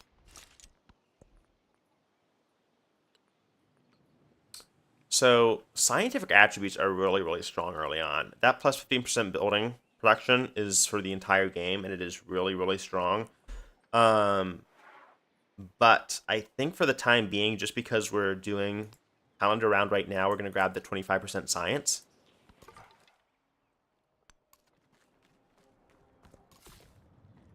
And settle our 5th city. So now that we're over the cap, we get -5 happiness on all settlements, which stacks. So, not exactly the best. You're trying to, I don't know, like you have really high pop specialist cities, and you're like, oh, there's this really good tile. I think I'm going to go settle on it, and then it like tanks your happiness because you have a bunch of specialists invested. I think a lot of people reacted overly negatively to the settlement cap. It was something that, like, as someone that tries to play, like, on the taller side, I wasn't, like, too offended by. But I think they got flashbacks of, like, Civ 5 being, like, uber restrictive on how you can settle unless you took, like, a very specific, like, civic or policy, I forget. I think it was, like, ethics with the little skill trees. But unless you took those, like, took one that was, like, dedicated to expansion, you were punished quite heavily for it. So yeah, I guess people kind of maybe got like flashbacks to that, but the settlement cap is much more, I should say much less restrictive in that regard, if that makes sense. There's some snow.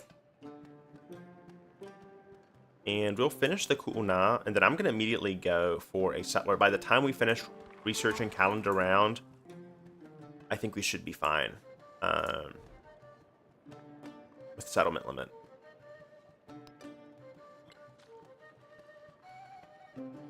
Something else that kind of irks me is that you can't see the buyout costs for units that you don't have enough gold to buy out yet in your city. That's something I feel like needs to be changed. Okay, so we have our Ku'una, 9 science on that tile with Mundo Perdido. And you can see we're doing 58 science right now, so we are competitive with Isabella, but her culture is really, really strong. Egypt is a good civ if you get powerful navigable rivers. The Mastaba off of this alone should be +2 gold, and then +3 happiness with the mortuary house if you're putting this on the same tile. Unfortunately, the AI is very, very poor at making certain decisions, and with Egypt, you really, really want to build necropoli, which are a mastaba and mortuary house or temple on the same tile, because you train Tiati in that city. And Tiati are very, very good as Egypt. They're probably one of the best great people for the Antiquity age. But they're really good as Egypt because you can auto-complete like 3 wonders with the Tiati production alone. Like, it is insane. There's my settlement cap warning. What's also insane is this jungle start. Like, why couldn't you put me over here? Why did Lafayette need this start? It is far too good for him. I needed this start, but, oh well. Oh well.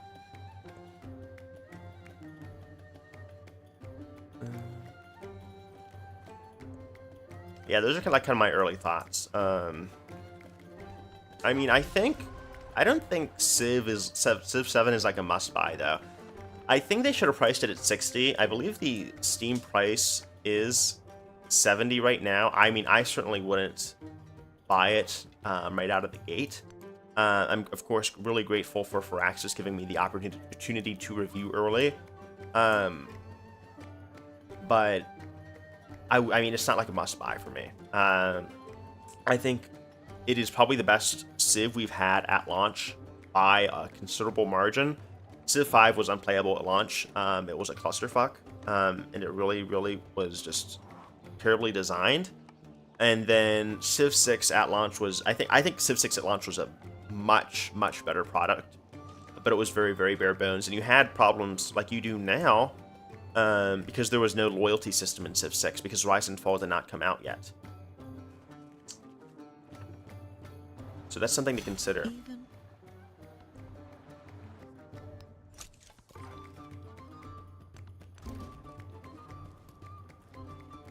That is a long-ass name, if I do say so myself.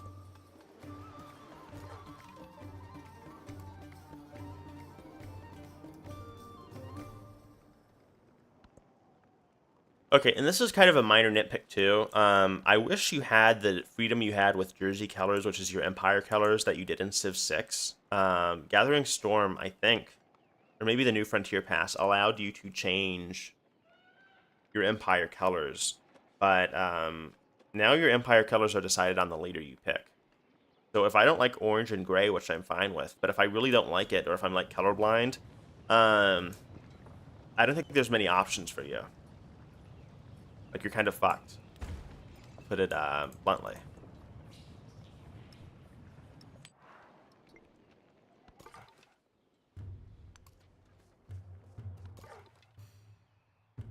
Is there a city-state I can befriend? The AI kind of snap them up. Usually they'll allow them to kind of, like, sit around and marinate. But there we go. They usually just let them, I guess it kind of depends on personalities, but they usually are kind of lackadaisical when it comes to spending influence on city-states. I'd say it's 50-50. Ooh. It is 12 Ahau, 8 Pash. The Holy Lord of Ishtuts drives the stone. These are some really good into policy the cards. ground. And we unlocked Mundo Perdido again. So I'll kind of say this about... sorry for the creaking. But I'll say this... My dog is rolling around on my bed. About the traditions. Sometimes with... Let me open the Maya Civic tree here. Sometimes with cultures, you get the tech option, but like you're way more likely to have researched it way earlier. So it's like, I understand wanting it to make it available to the culture, but like there's some techs you're always going to research, right? Like it didn't make sense to put, where's Mundo Perdido up here? I think it's in my Civic tree.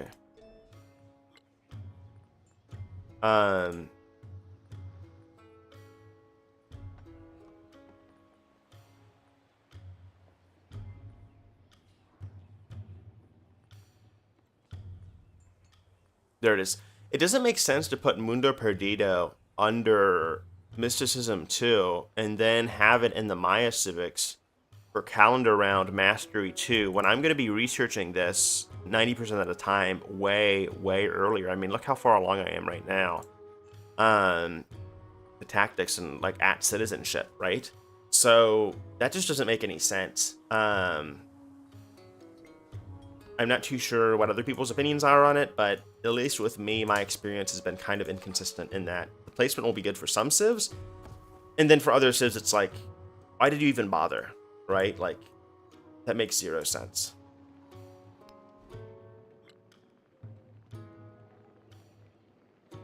Let's upgrade this today. Oh, we still need 600. I will build this altar that I was promising to build. And I think I'll probably get a granary. But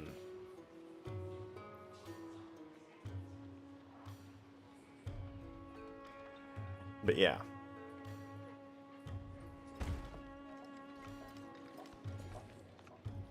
There are some questionable decision making.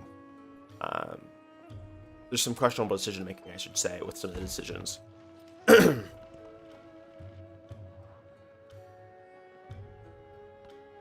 Even a great carpenter doesn't.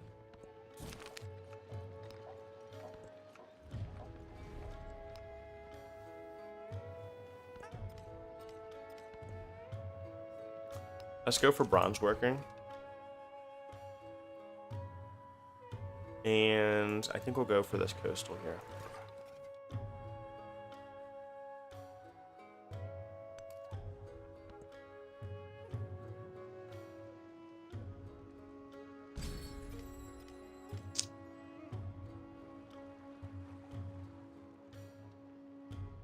Okay, let's grow our town.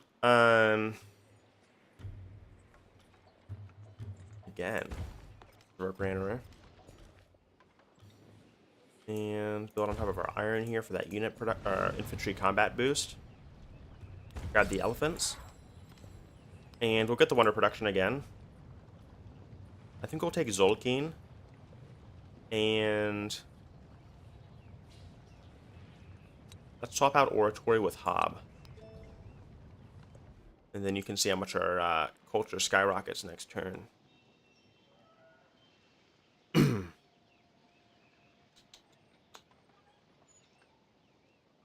So I think the villa would probably be a smart decision here.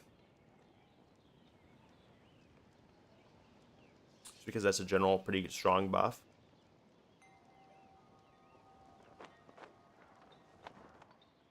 And build it next to the mountain.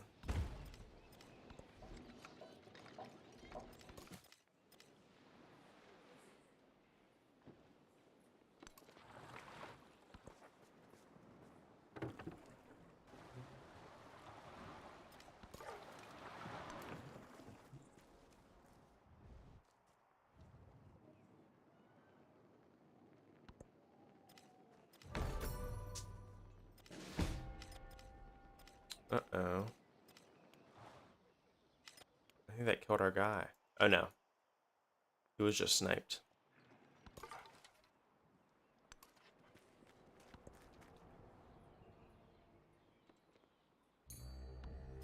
Those who delight to attack and to display their valor. He heard these horrors and his spirit stirred.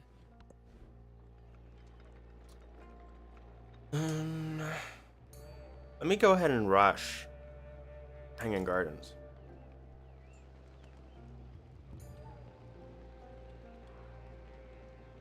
I think I'll probably pop it down here. The reason being it buffs my my unique Uwaibilko district here, which I believe grants production for my research techs and civics. But also, it's going to be really good for the settlement since we have a few farms spread throughout here.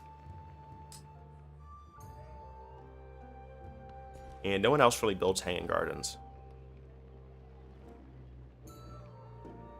Let's get that production from the iron. And we'll try to move around our resources, I think, next turn. As soon as we can.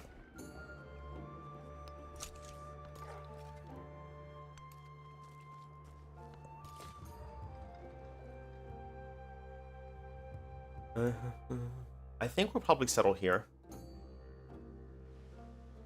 for that adjacency bonus. And then if I'm going to play as Hawaii, these resources are really, really nice for my unique improvement.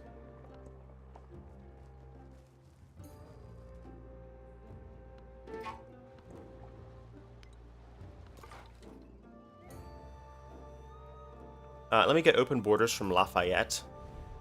I'll do a cultural exchange. And then... oops, can I? There we go. I'll start moving through them. I need to build another merchant. I think I'll probably start doing that right after the Great Stele is finished. Actually, I'll just buy one and start getting my trade routes up. It is super important to increase your luxuries and your resources as frequently as you can, not just for the economic victory, but because their bonuses are super powerful. I kind of showed earlier with the gypsum. Grab that gold soon, but really, really relevant for early building production queues. Ooh, someone snagged the great, not the Great Stele, the, oops, I misclicked there. The Hanging Gardens, which they usually don't do too early on. That's kind of interesting.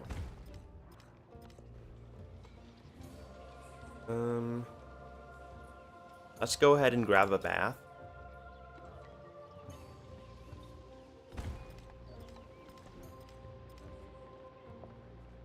And we have a few options here.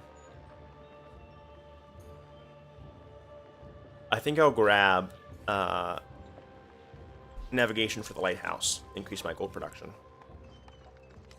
So someone in the new world built the Hanging Garden since they are an unmet player. But all of these trade routes are actually out of range. So I think what we're going to do is, once we settle down there, we're going to go ahead and immediately start a trade route if we can with not Lafayette, Machiavelli.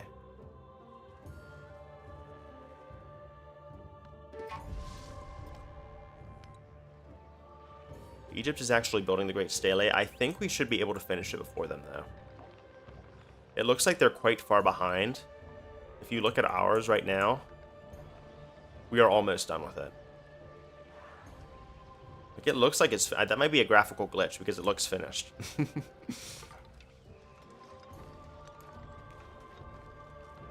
That is such a good Maya start. I am very jealous of Lafayette right here. An eye for an eye, a tooth.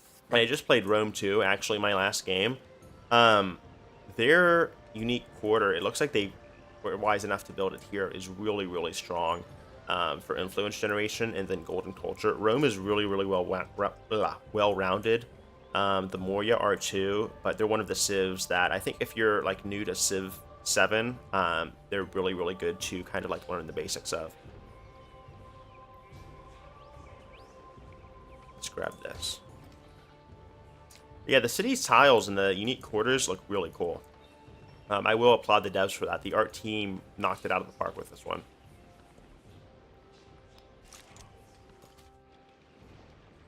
Let's continue exploring. Just in the event that we get some goody huts, and it's also useful for discovering certain towns. So that you can establish trade routes with them. Did they finish the Greats? Who finished that? Oh. Oh. Wounds me. Ours looked... I was like confident in that. It looked like we were very far ahead. Well, that is a lot of wasted production. Okay, I'm gonna go ahead and get that plus 4.5 science. Our science should still be far ahead, yeah, of the competition. We are absolutely dominating the AI, and this is on one of the higher difficulties. But with the Maya, it is really, really hard to beat them if you have a few decent district placements. And you can see here with my library and barracks, my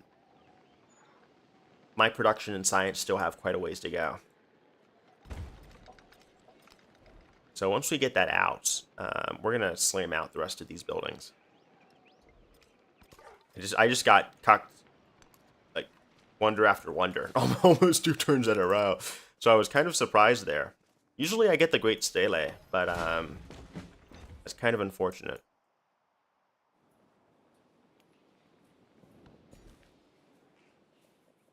We're gonna expand towards the sheep, and I think 6 cities is probably good for us for now.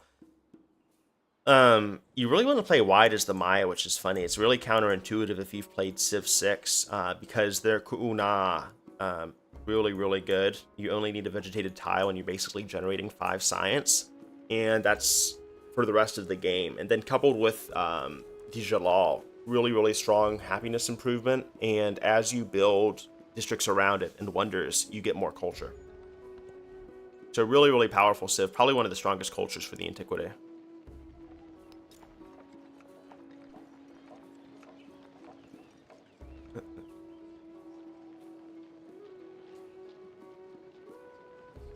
I think we're fine building the villa here.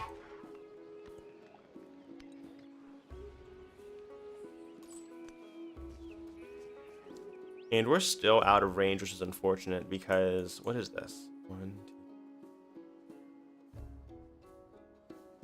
I think we are literally just out of range for this city, unfortunately. Which is super unfortunate.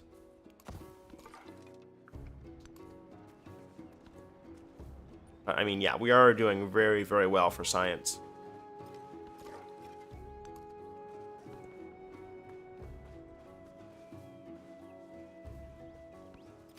Ships at a distance have every...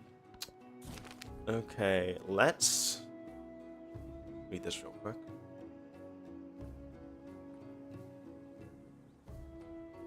I'm gonna get the happiness that is like way better than whatever the bath construction bonus is.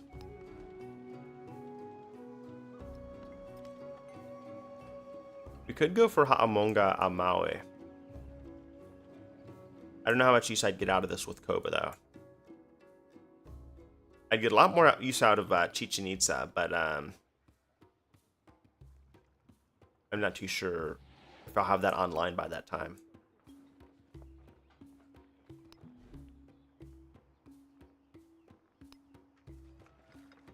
So let's see if we can go ahead and change the town's focus. I should have done this a while back. But you can get Farming Town, which is usually the best option. +1 food on farms, pastures, and plantations. But I think when it becomes available, I'll get the production slot for this one. Let me go ahead and I think buy out a granary here.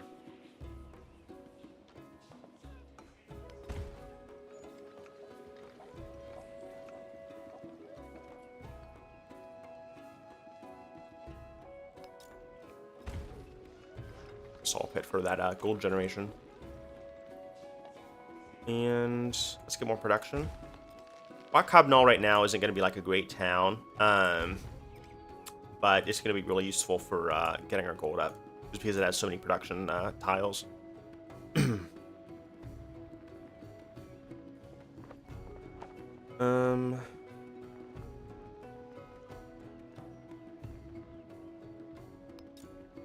Get that barracks up and running. Now, I would build it here, but I think I'm definitely going to go Hawaii and use their unique.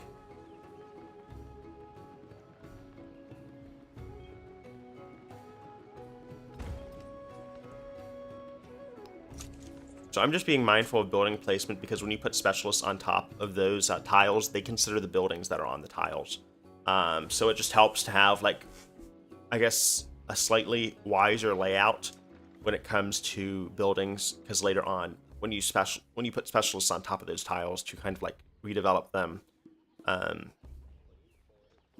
kind of want to make sure you can automatically choose between something like a high science or high culture tile and a high production tile that you're getting your bonuses from.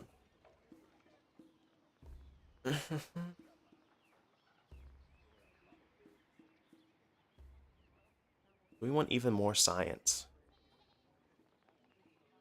I think our culture output is kind of low. Right now, I'm going to go for the monument here. It's also adjacent to this wonder in the mountain, so it's going to get +5. Very, very powerful. And then I think hopefully soon, once these cities are more developed, we can automatically start buying them out. As the Maya, you really, really want to, and that's why Augustus is such a good pick, get your gold output up early.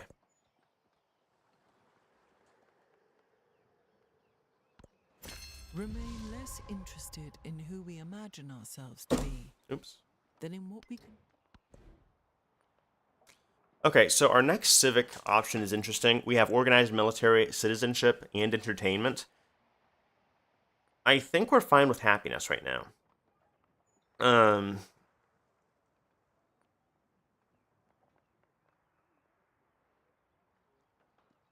We might want to go for organized military for the settlement increase. Because once you start getting low enough with happiness, you start getting really bad penalties to yield output. And your cities start revolting too and randomly destroying districts, which is really, really annoying. If we get the plague, I can talk about that a little bit more.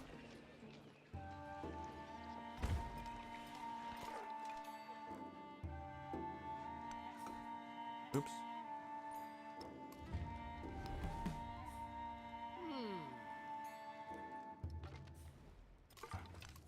Okay, I'm going to try to spend as little influence as possible. I want to start trying to get easier to as my vassal. And we're working on Shengal. So we should be able to snag them. It takes a really long time if you look there at the menu to get these guys under your vassalage.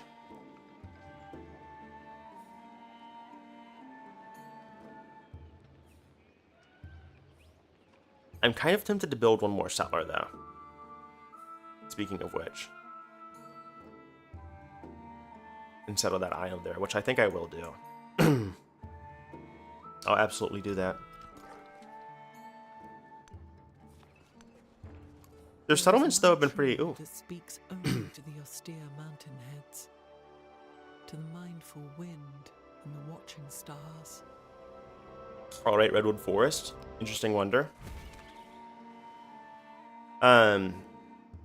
What I was saying, though, is that you can see here, like, Lafayette should have gotten at least 3 to 4 more cities out here.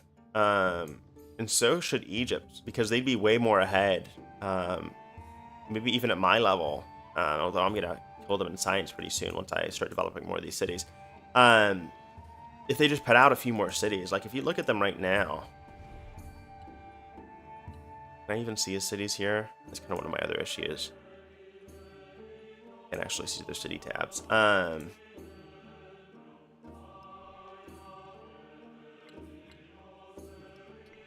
Right now, they don't have that many cities out, right? And like another thing is that the AI will just randomly plant a city down that has no business being anywhere next to your city, but they'll just plant it down like right here. And they do it for like no other reason than to piss you off. It's just like quite something to watch. So maybe they've recently started patching it out. Their city settlements here look more reasonable, but like, is he building Colosseum? No, Sanchi Stupa. It's just, their placement's kind of bizarre sometimes. When I say sometimes, I mean like 90% of the time. So hopefully that changes soon. Ships at a distance have every man's wish on board. Let's grab that wine. We're getting a ton of wine down here. This city was an excellent decision. And let's get engineering. I really don't have to worry about happiness just because of how good I am at kind of like generating happiness passively.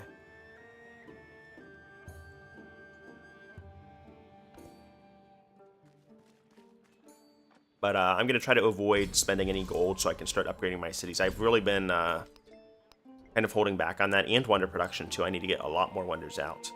But I think once we do that, we're golden.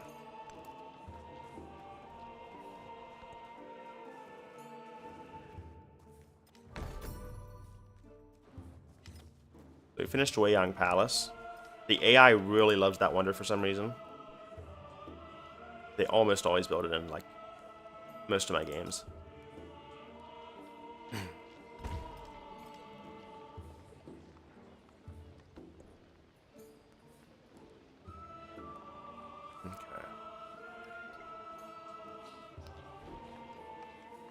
So we might go for Ha'amonga. I mean, I kind of have to see.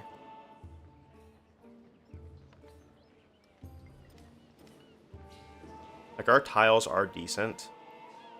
And once we go to the next stage, the city won't be there, which I'll explain. Maybe I'll build it.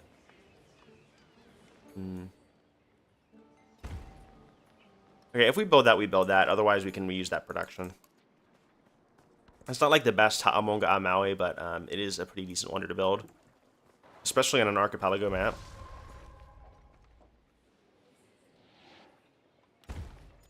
More production tiles. And we are saving that gold. We will increase this, or change, I should say, the town focus to a mining town. And it's 19 now. But it's going to be 25, so that's 6 more gold. Which seems small, but that's going to be a pretty meaningful increase.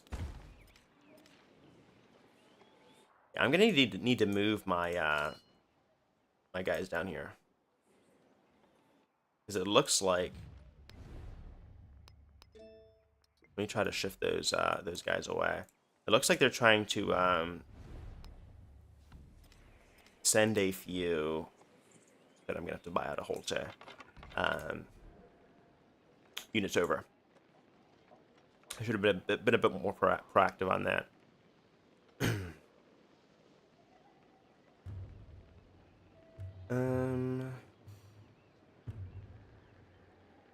I think we're fine on the science front right now. God, Oracle is so underpowered. Let's get a market. We really need to up our gold production. But actually, something I think we want to do is wait for that tile to build a market and get a fishing quay down. And then we can expand to the adjacent tile once that's done.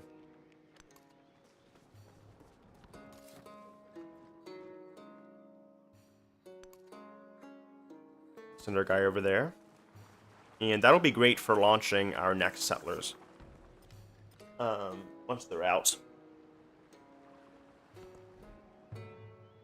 I'm sorry, I should say that'll be great for launching our next settlers once the Discovery Age is here. Okay, so there you can see our market is 7 gold.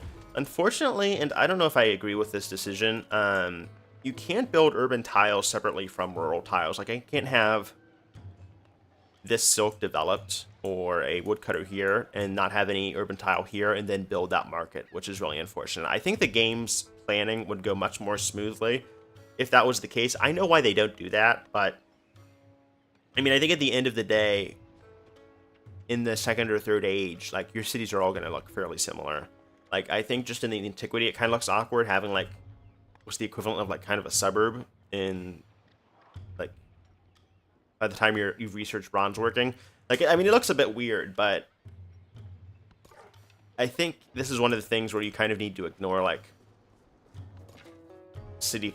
the overall, like, city planning here, and I guess, like, I don't know, but, like, it's just a very uncomfortable to play with, is what I'm trying to say here. It's very unintuitive. Let's finish exploring Athenai. You can see here he's actually theming his districts and putting them in the same quarter, which is decent. Sometimes the AI won't do that.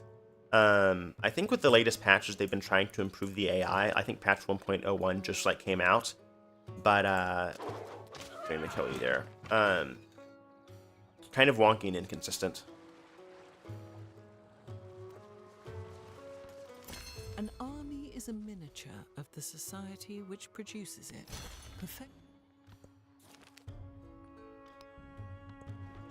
We get a spearman for befriending them.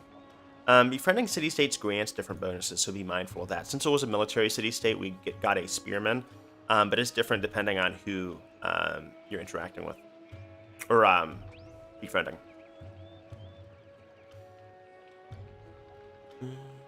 Let's grab the garden. That 8 food is really, really good.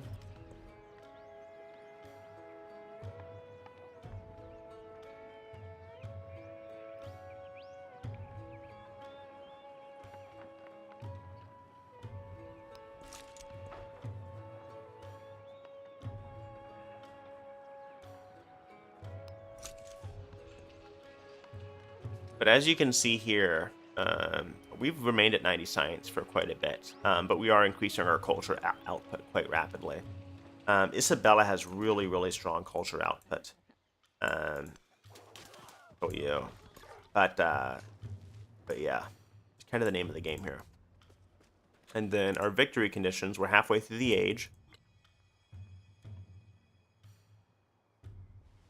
You can see we're quite a ways into the Pax Imperatoria victory. We do need to pick up our wonder construction though. So despite not having any trade routes outside of the city-state, which is kind of a bummer, we're doing quite well.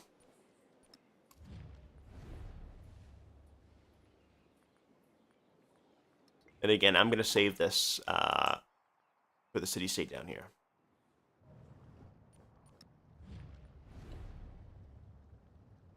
And she's actually allied with Lafayette, which is interesting. Because she hates my guts.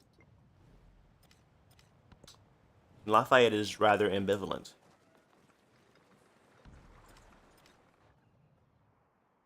But I mean, yeah, like, if I was really aggressive, I could easily have settled, like, all of this. And the AI just kind of leaves it open. It's just really awkward to play against.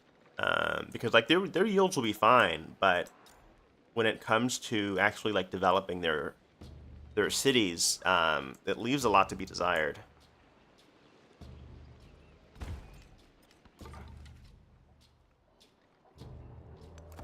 Let's go south, and maybe they'll have some goody huts remaining in the tundra if we're lucky. Our general needs to hurry up and get here, though.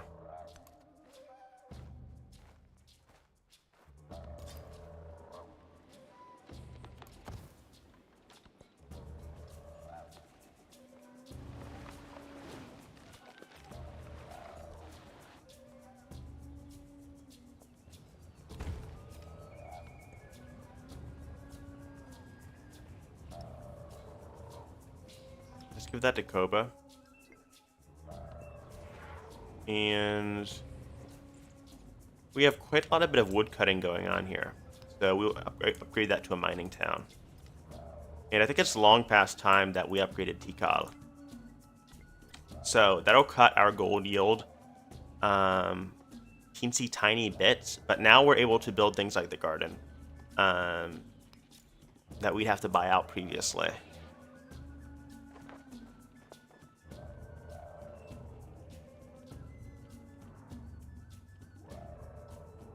So I think we'll probably build that here. And on top of that, we can build the Ku'una.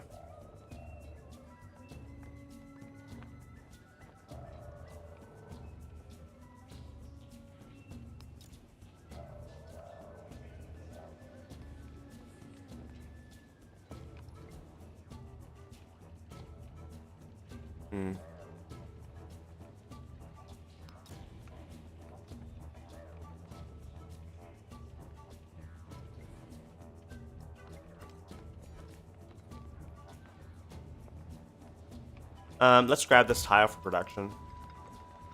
And I think we're good right now with, I'll shift this to Tikal. I think we're good right now for towns.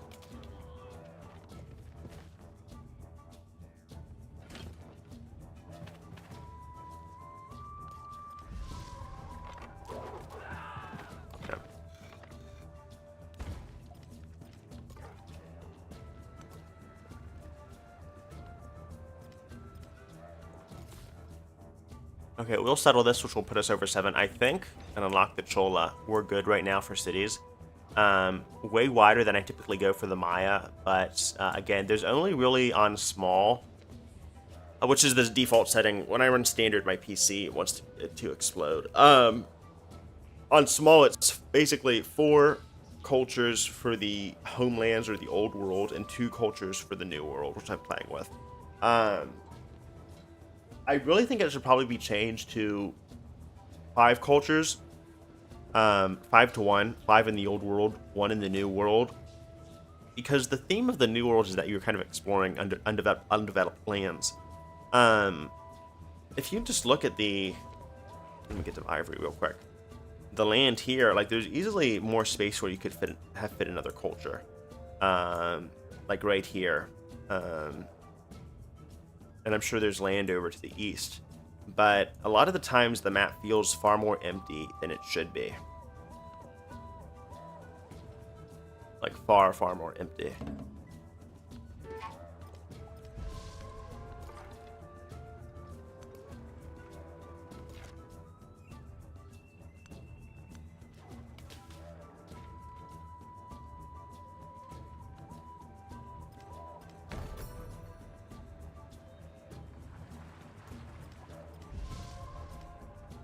Okay, Wonder Petra. We were never going to build that, so that's fine.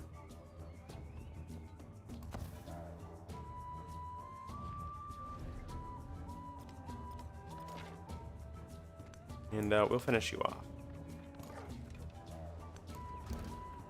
Okay, he's actually building quite a few cities. I'm fairly impressed.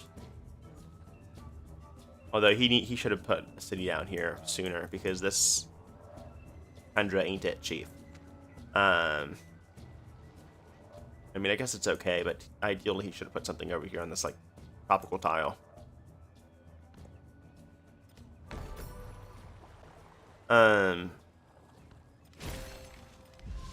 But I mean, we are making some progress here.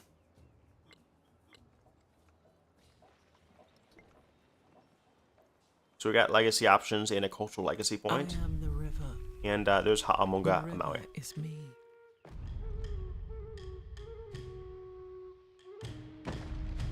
I gotta be honest, it looks more like a building than an actual wonder. And that's kind of my issue with some of the wonder selection in this game. It can be a bit lackluster.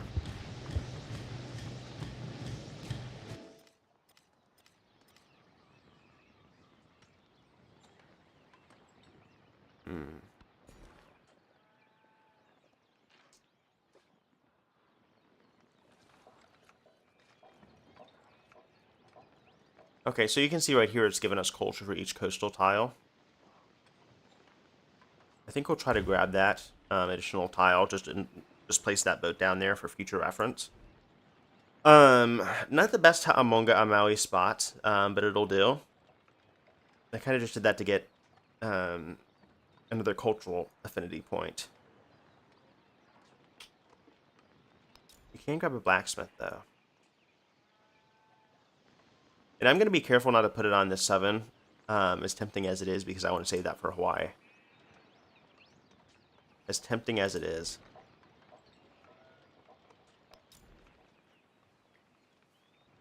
And this saw pit can go anywhere.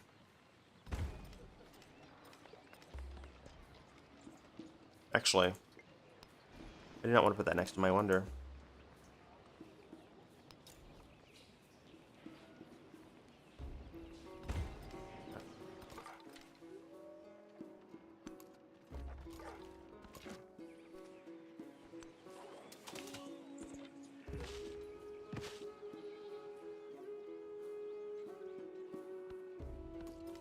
All the world.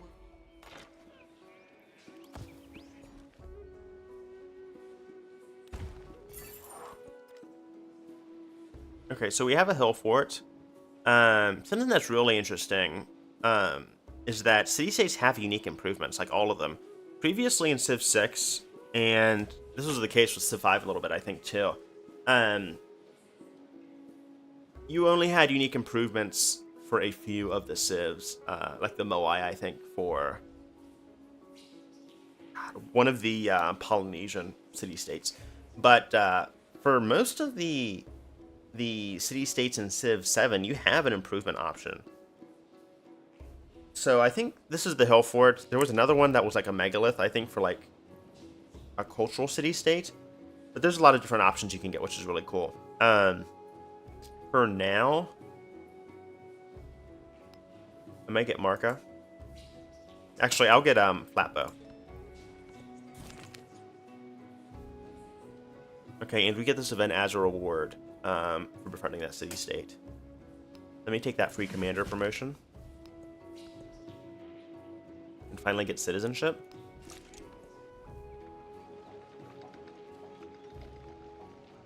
I think we're going to build Colosseum if we can. 13 turns. And we'll build it right here, actually. Right? Actually.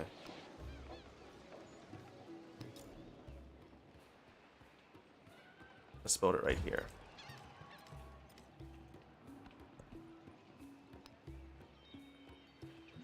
Then get Diplo. Okay, so now with this discount, I can immediately befriend you. And they are cultural, so that'll be a bit more relevant to my my cities here.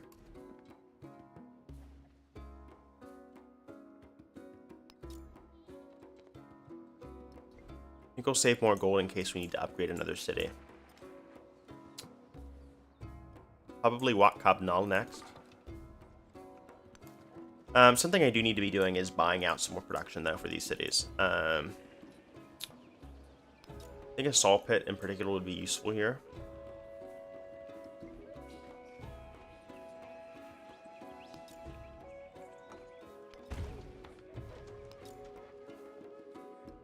And let's grab a granary. I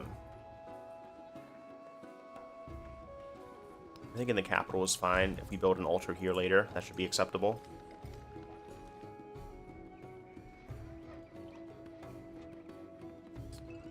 And let's snag this growth tile here.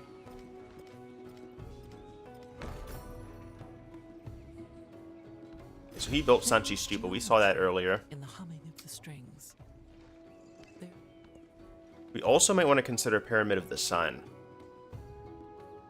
They almost always snag that one though, so I'll try to be careful. But our science is pretty competitive here. I just need to get on my Kuna production. Speaking of which...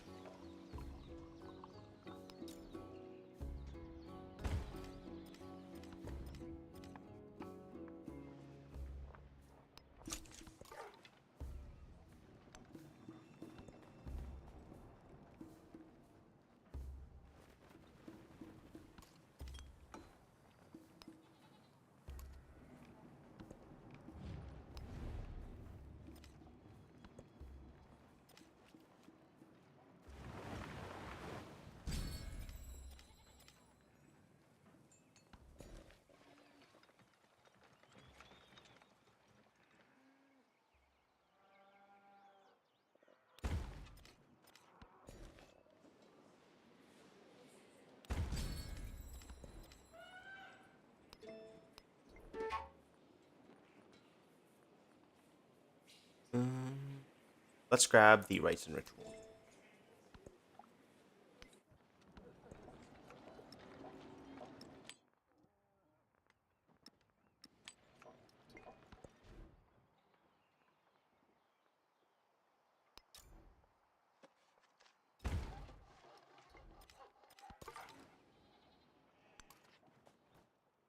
Okay, I think we can make this into a mining town right now, which we will immediately do. Jumpstart that production. This is a mining town as well. And do you have enough pops to... I don't think you do yet. No. Once it hits 5 pops, you should be able to change its settlement status. I'm going to take a quick break and get some more water, and then I'll be back. But yeah.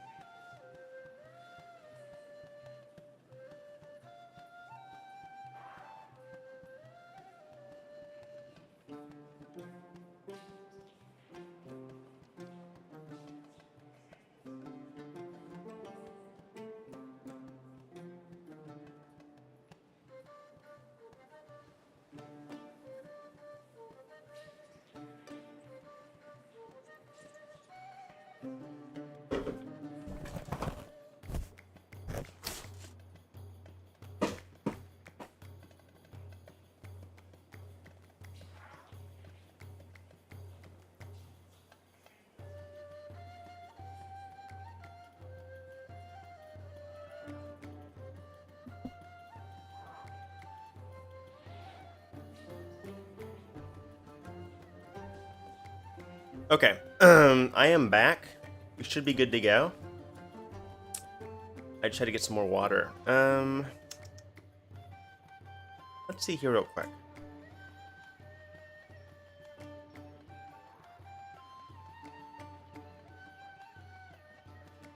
Okay, I think I'll specialist this tile. And then we're going to get another market. We really, really need to work on our gold production right now. It's quite lackluster. Our markets gain bonuses for each adjacent coastal terrain. I think it's +2 gold per coastal tile.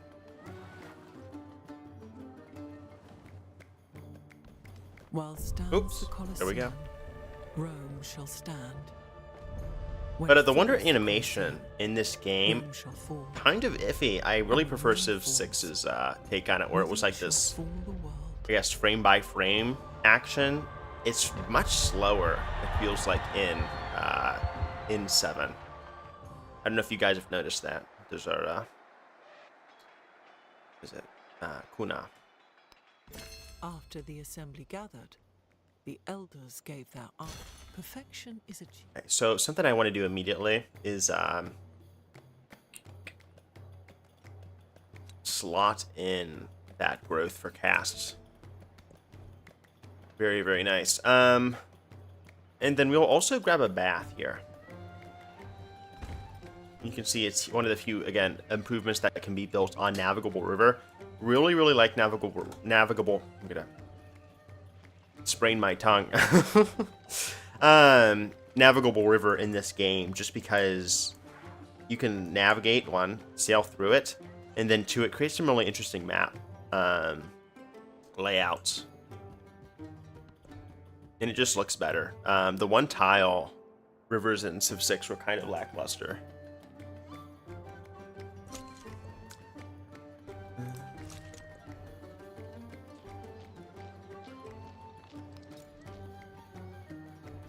Okay, let's grab Amphitheater.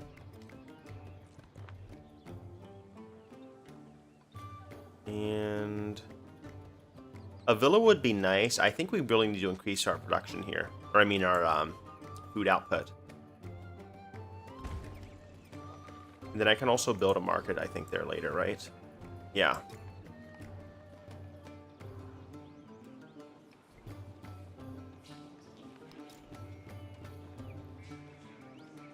So I think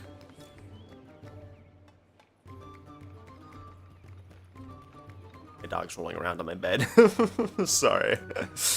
If there's any weird noises in the background, I apologize in advance.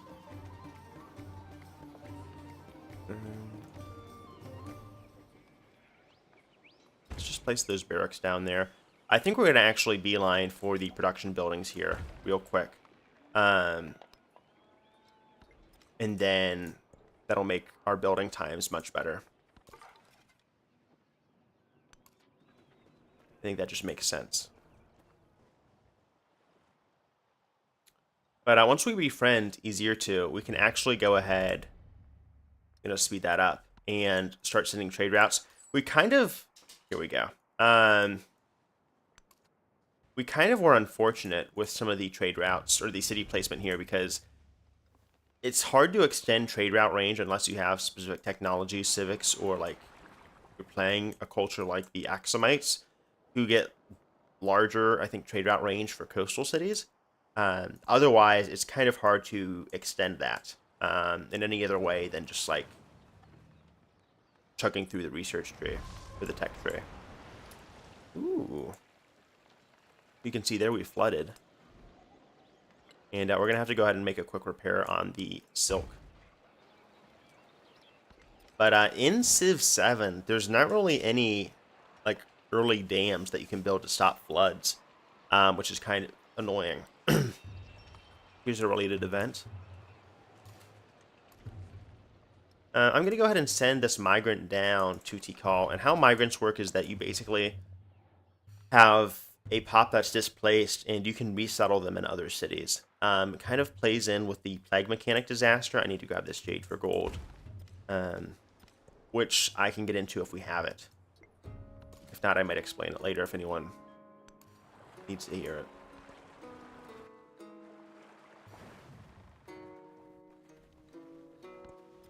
after the assembly gathered. There's Sanchi Stupa. We are far too late. Get that out. We might get Nalanda, though. And I'm actually going to go for Pyramid of the Sun, now that we have the option. Super, super good. We're going to place it next to our Ku'una. And my only concern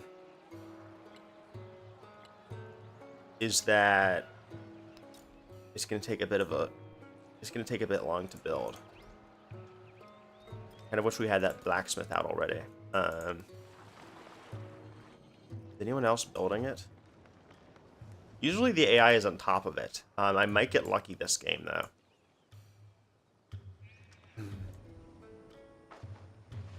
I can't really see. And he has put down another city. Actually, two. It looks like we might be good on Temple of the Sun. Now, someone in unknown lands or distant lands could be... There's the Mausoleum of Theodoric. Could be putting it out, but for now it looks like we're okay. I may be eating my own words soon, though. There is geometry in the humming of the... And then we have military training, and I think... we have a few more techs, but then we can get future tech.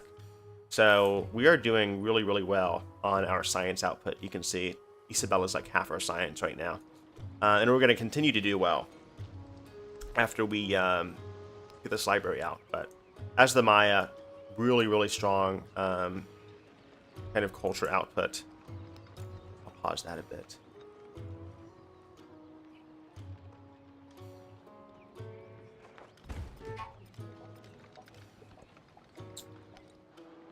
But, yeah, so where's this? Arrivals in Greece. Okay, I think Greece is starting to build Pyramid of the Sun, so I'll have to be careful.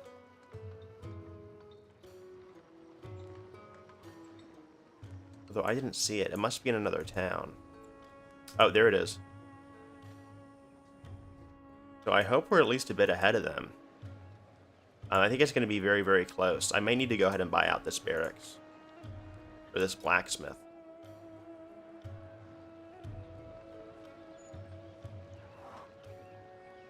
Which I will do. Hopefully that speeds things up.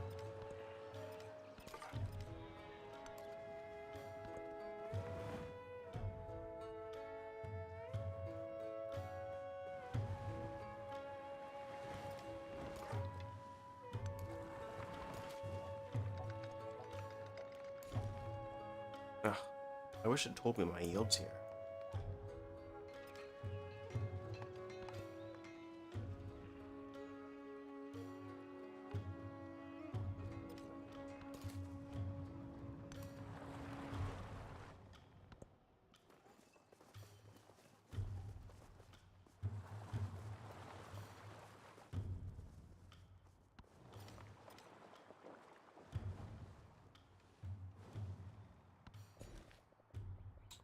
Okay, go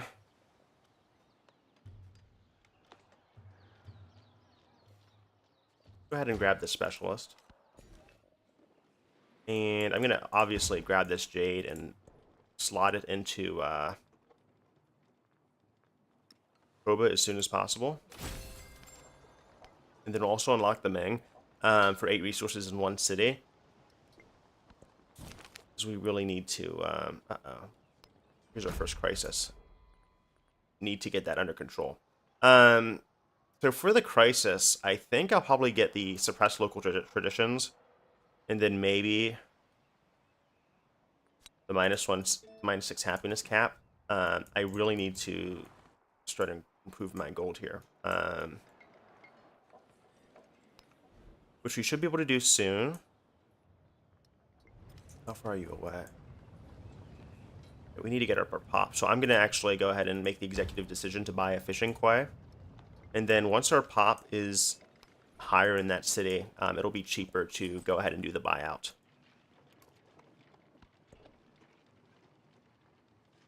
Okay, let me go ahead and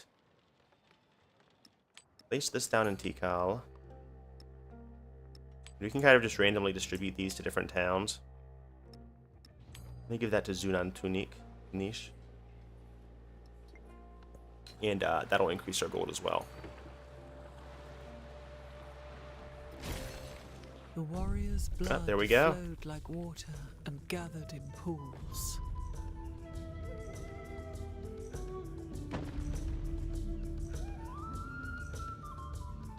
But usually I don't get Pyramid of the Sun, and I get the Great Stele, but we've seen kind of a flip here. So thankfully I could get that for the thumbnail. With such splendid irony. The truly brave never boast. There is our pyramid. So now we're like getting super buffed quarters here. Our culture is insane. Look, because that is an absolutely crazy wonder for the culture it provides.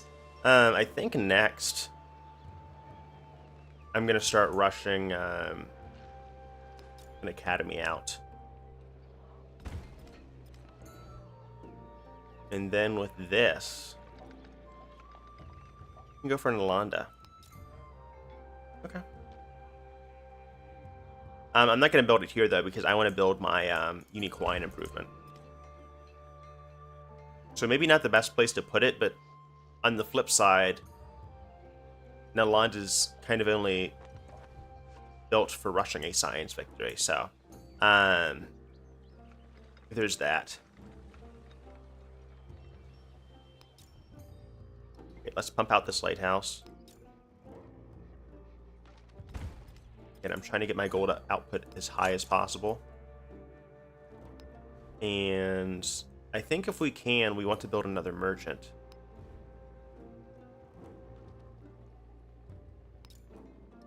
Just to increase our resources.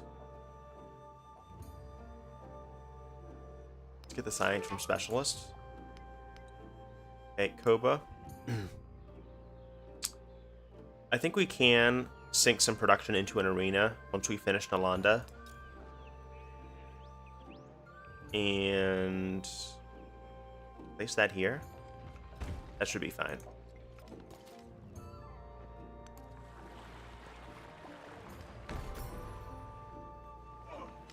Monk's Mound. Monk's Mound increases resource capacity, I believe. And so does Serpent's Mound. So they are tied to the Mississippians, and I don't think anyone is playing them yet. That I've kind of like discovered.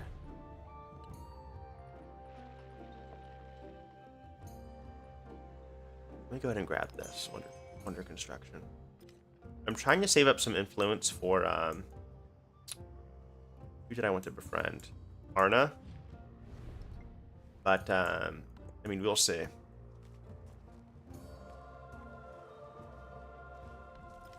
The truly brave never boast. We'll see. Let's grab this market. And our production is solid because we took the time to put out this blacksmith in the barracks. And so is our research, actually. Now, I'll be building out that merchant. I will say, though... God, we've never had any interesting military conflicts. Which is interesting. Usually I'm fighting with the AI fairly early on. But they have been pretty tame here. Since there's such a large distance between us. Usually they'd have settled Uluru at least. But I'm not sure what's going on here. So we'll see.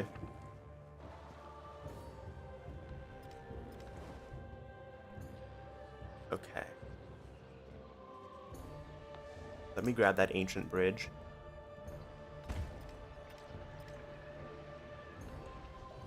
And that'll do some wonders for our gold production. I keep talking about gold, but it is like so important if you're not playing a gold generating civ like the Axumites. I think we're fine on science right now. I will build this bath and try to get our resource production up.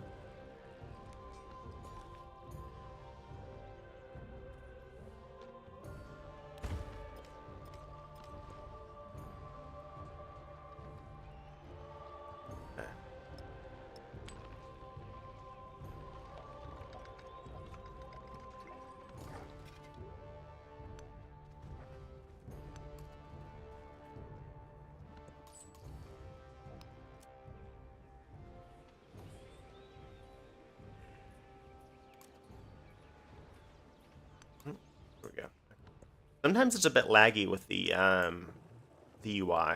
I'm not sure what it is. I think it's kind of If how you it loads desire into like ease, forsake Civ learning. screens and whatnot. If you desire learning, But it can be a bit iffy at forsake times. ease.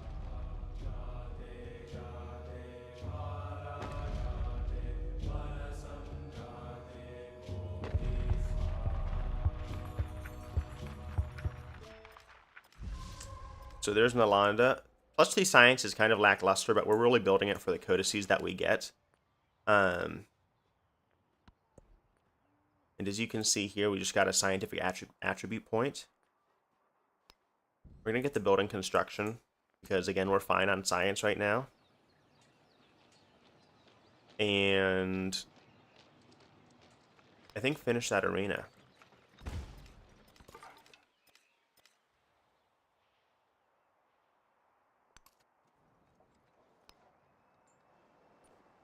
But no, our science is crazy. And I'm not even like going fully into it either. If you really lean into science, you can like comfortably get like 250 per turn as the Maya.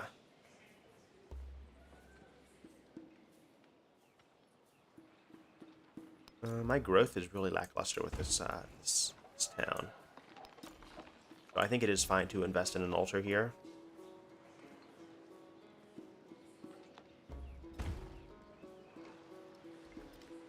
Even though I'm using most of my gold.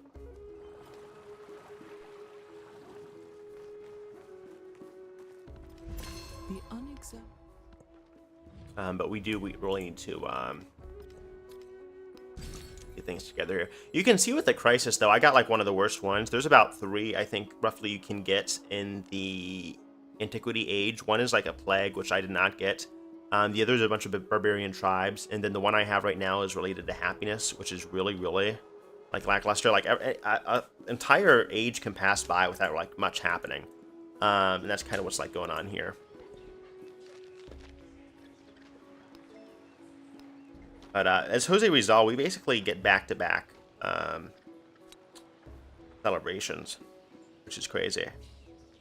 That conscription is actually not that good.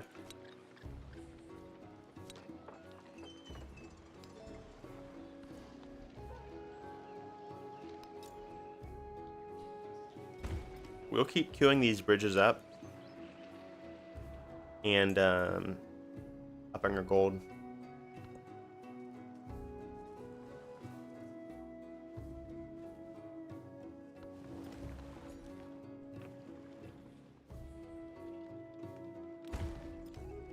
We can't reach that hides tile, unfortunately.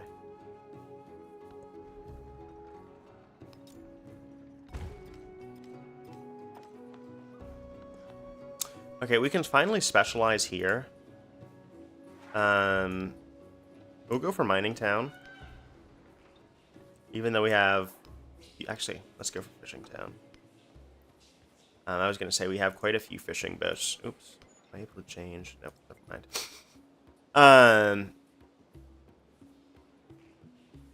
What I was going to say, because I usually never have to do that. What I was going to say is it's probably a decent idea, because we have gold, to spend a few stacks, I guess, or at least like 150 gold on each city to get some fishing quays out, since a lot of our cities are coastal. Just to kind of get that growth increase, which will help with production. Let's see here.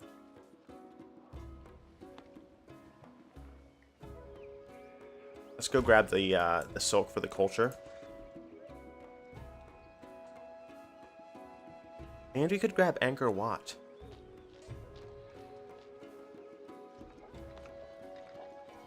We only have like cultural and science buildings left, so I think that's perfectly fine. And we can just build that here. We have 8 turns, so hopefully we can get that done in time. We don't have too many high production tiles we can invest into. This would have been a great city for Ha'amonga. I'll just grab that tile. And I believe that's Tikal. So I'll go ahead and invest some gypsum into this city and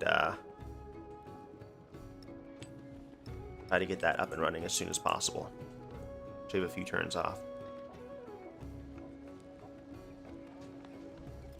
Iron.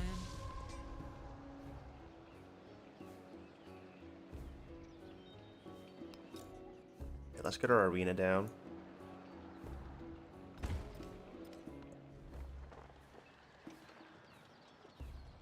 And I think a library would be fine, even though we're going crazy on the science.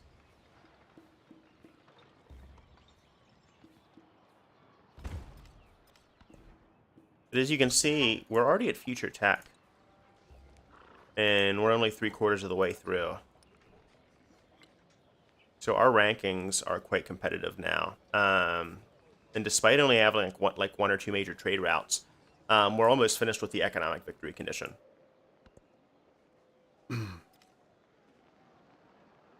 These are bridges. Skill Not too impressive, is though. handed down to me from my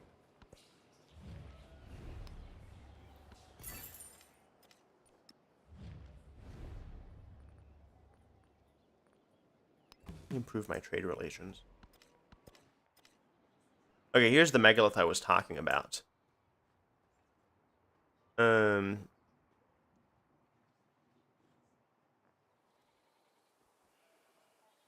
think I'll grab Arch. That's plus 10% production.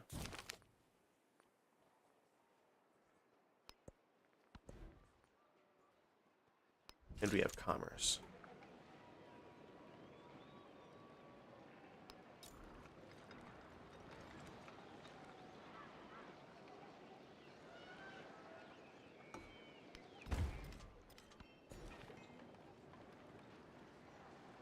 Okay, we have a few powerful tiles we can plop a specialist down on. I think I'm gonna get the science and the culture here. And then next time I'll get the gold. Our happiness should be okay, yeah. Nearly 40 on Bach. And then with the fishing quay here, I think I'll go for the monument because of the production bonus I got. And build that on the library. And then I'll build the fishing quay later.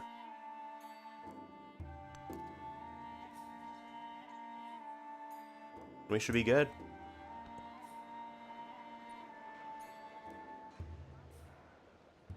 But no, we are... all beings who are plunged into the ocean of existence. We are absolutely going May I crazy draw on them out the wonders by here. virtue of this good work.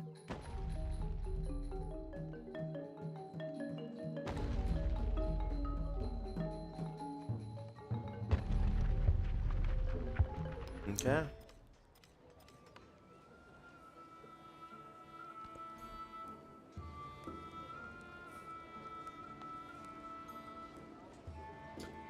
We're fine on happiness.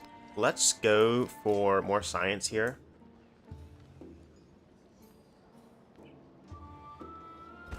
Oops. That should be fine with the altar. And then I think we can start deving up, what, Copan? Still have a ways to go here, don't we?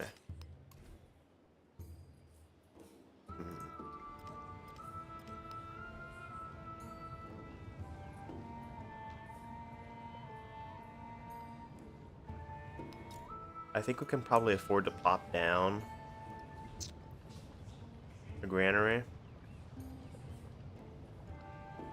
You know what? I'm going to go ahead and wait it out and buy out those two cities once I have the gold production, or golden production.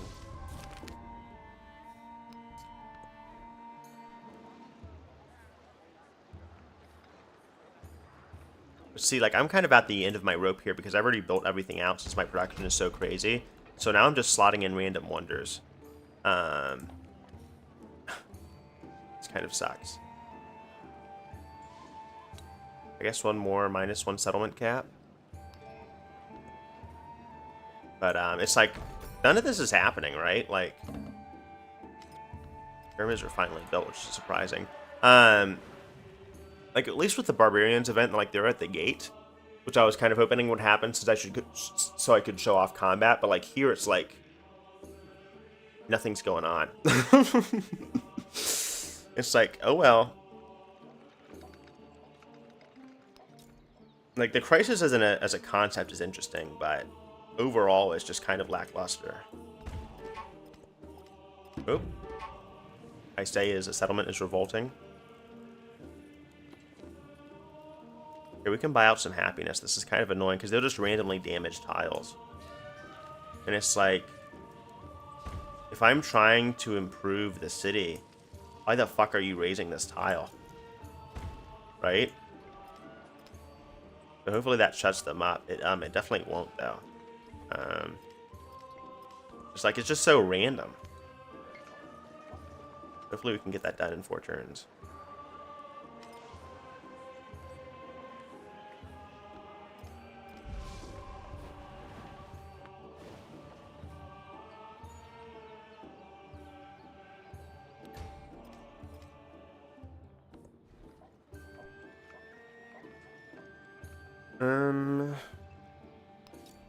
We'll get that brickyard. I kind of wish we had a system to convert production to gold for like the projects, because you have that for culture and science, but you don't really have that in the Antiquity age. Majapahit.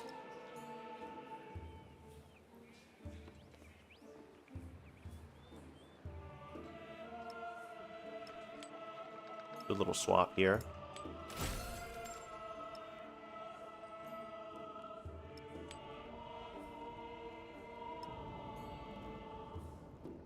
Speaking of swaps,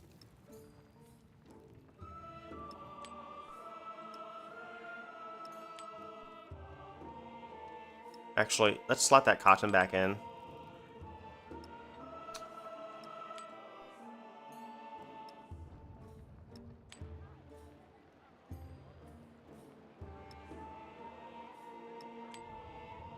Okay, that should be good. I think cotton's better for towns, just because it's fairly balanced as a resource. But, I mean, we are at 32 pops, which is absolutely crazy. The dogs bark, but the caravan moves on. And we get +1 resource capacity.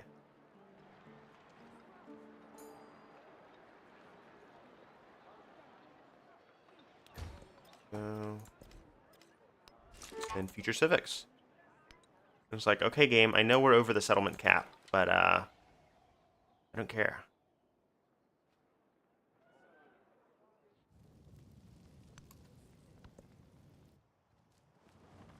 Just do not care.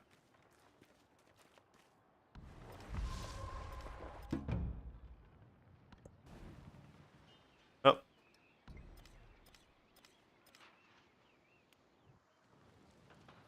course. Now I have to sink gold on this. And it's like, you're at -3 happiness. I think this is a bit of an overreaction here, buddy. Just like a tiny bit of an overreaction.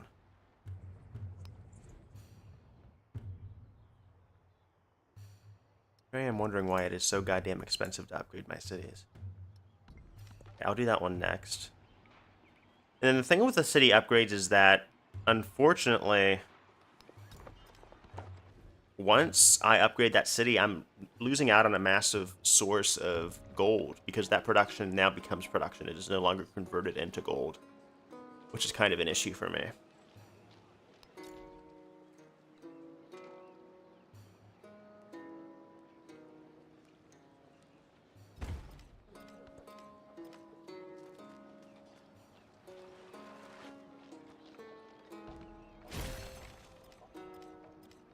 I count the grains of sand on the beach and measure the sea. I understand the speech of the dumb and hear the voiceless.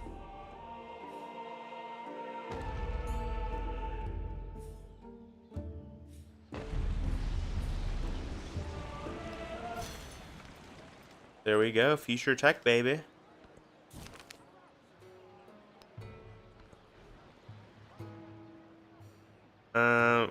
I guess we can start getting out walls. Now, walls are really only useful if you're, like, I guess, getting surprised by the AI and you're getting absolutely screwed over. Or if you want to unlock the Normans. Like, they have two uses, but they're almost always built last for me, personally speaking. They just are very hit or miss. And oftentimes they miss, frequently.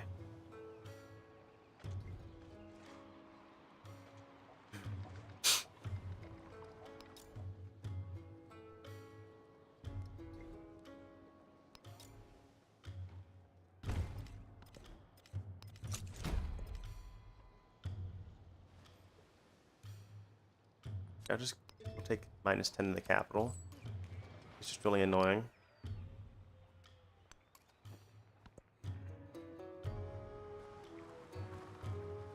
But you can already see my computer, I'm like running a 4090, I believe. And my computer's already starting to lag. And this is only the Antiquity age. And granted, I do have it at the highest settings. But even if you turn the settings down, the optimization isn't that much better. It's really dodgy. But as you can see, as we build the walls, kind of expand our districts. Or it expands around our districts and encompasses them.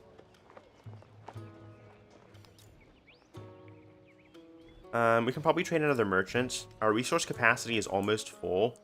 I'm going to... It's going to be a waste to befriend one of the city-states now. But I'm going to try to send a merchant over and get one more trade route, if I can. That's the point of the improved trade relations action, which increases your trade slots. Not slots, but I mean available trade routes, since they're capped in this game.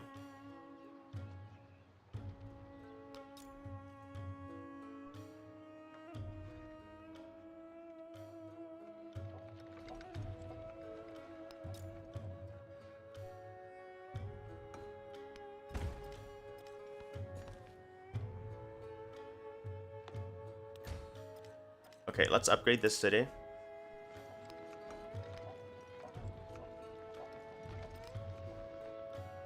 We want to get the Ku'una and the Jalal as soon as possible before we transition to the next age.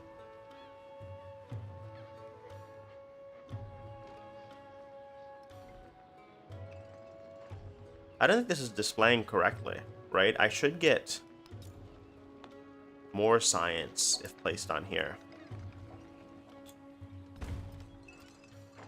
Oops, let me cancel that. Get my unique that way. Silly me.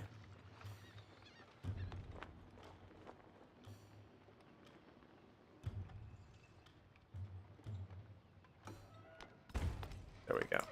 And then I'm going to place the Jalal on top of that. And we just want to get these slotted out as soon as possible.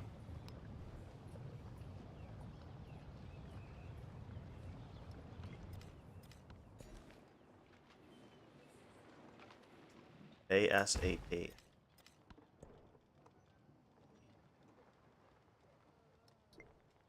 So I think by the end of the age, we'll probably get one more town converted, but that's probably going to be it for this main little island here. It's not really an island because we still have one big continent.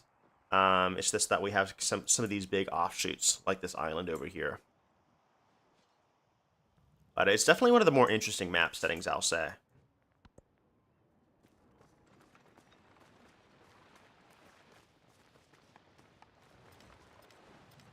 Oh, look, rioting again. Actually, I think we're going to end the era fairly soon.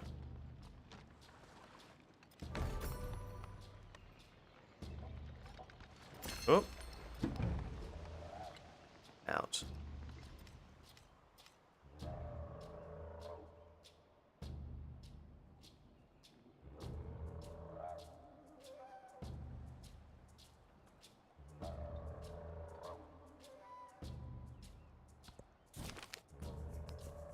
Okay, let's transition.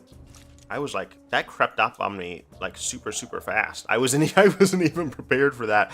I think my science generation has kind of shifted that off. Or shifted that forward, I should say. Because I was like completely unprepared for the what am I trying to say here? How quickly things would advance, because I was like, we were like hovering around at like 70% completion, and then it just rapidly ramped up, which I think might be an issue with the scaling here, with some of the science, but that may just be me. Hewn from the earth beneath their feet, the wonders of the Maya shone as bright as the stars above.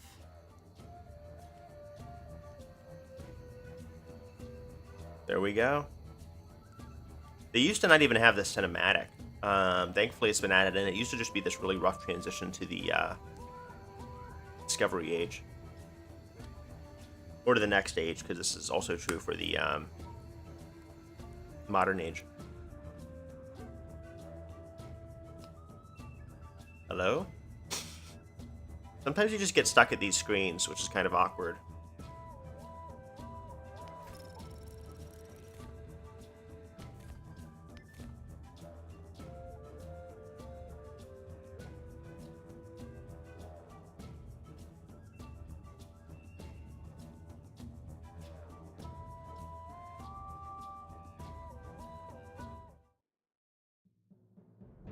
Okay, so we'll go with the Hawaiians. 25 culture each time a settlement expands to marine terrain. Very powerful. Happiness on fishing boats and production towards constructing the Hale Okeawe. And then the Kahuna is interesting. You heal adjacent units and then you get gold when you convert a settlement. Granted, 25 gold is pretty lackluster. But the Lo'i Kalo is probably the most interesting part of their kit, just because it's like this world improvement, but it really, really buffs up your city yields.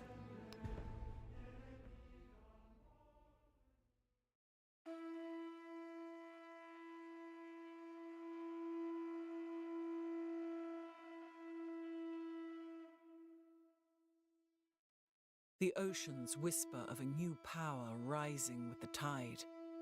The masters of waves will take a name forever remembered: Hawaii.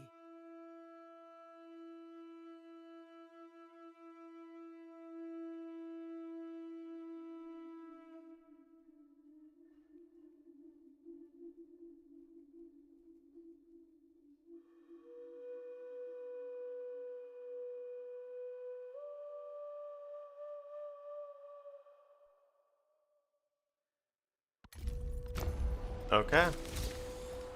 So as you can see, our architecture has changed. And we can choose some new legacies.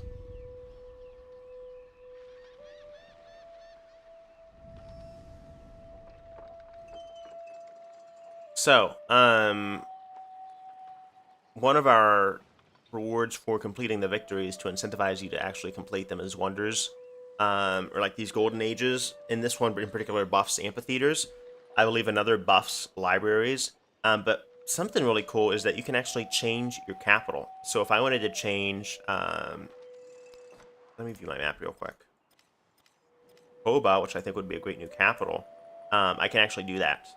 So I'll definitely do that. And I'll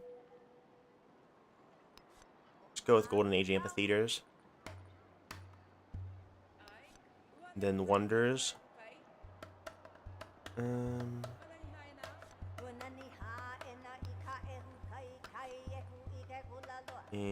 an expansionist point. So we did quite well. So we get quite a few different wonders, and then we can actually see our new civics here. Right here, Ohana means family.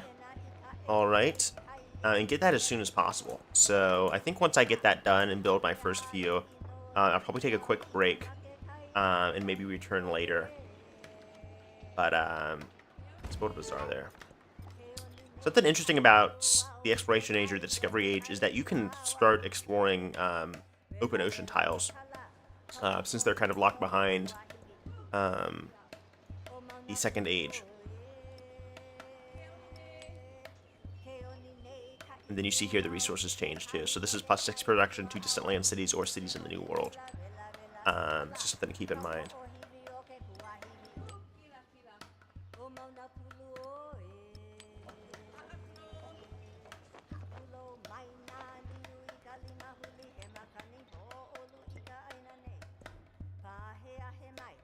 Unfortunately, our ku'una was not finished in time.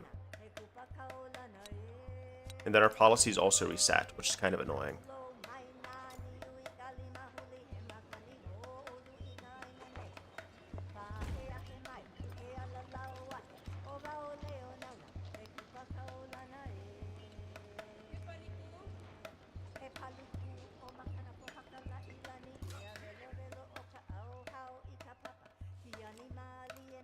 I think my favorite is probably the capital change out of all the new changes we've had so far. When you transition to a new era. And we already have our unique unit, the Leomano.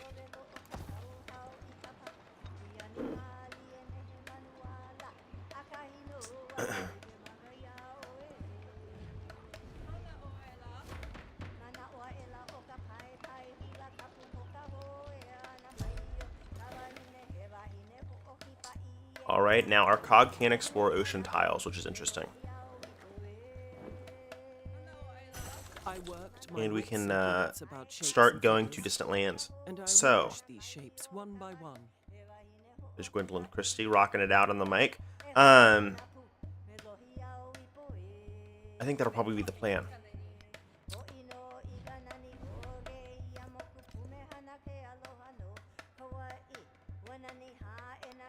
We want to get cartography so we can start settling cities over in the New World.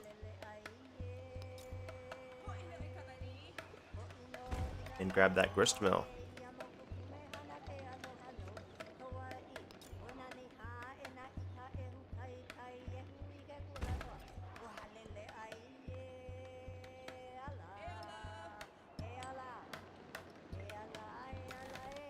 Hawaiian music is really, really catchy.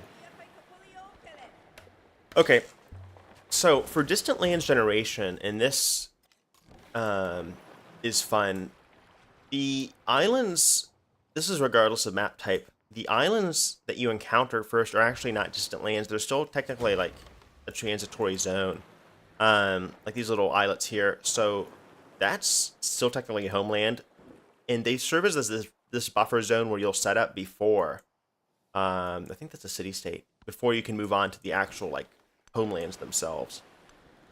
Oh no, that was just, I'm an idiot. That was just the rocky border there. And then you can see here, this plays into the new victory condition.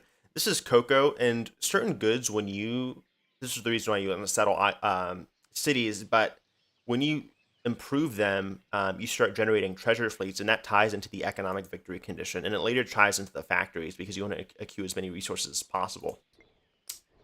But how it works is that you want to set up these colonies, and you send trade routes or treasure fleets back to your home city, and you gradually get points towards the golden age here. So it's definitely more involved than any of the Antiquity age victories, and it's, I think, probably one of my favorite, I would say, victories out of all of them.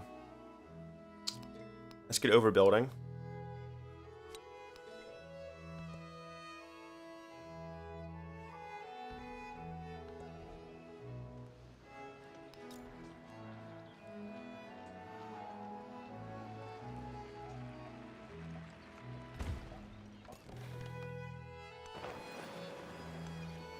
There's our city-state.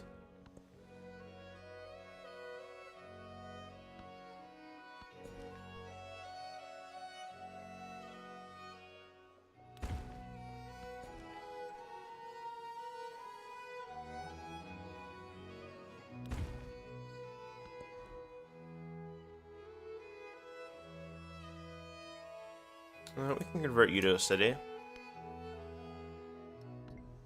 Why not?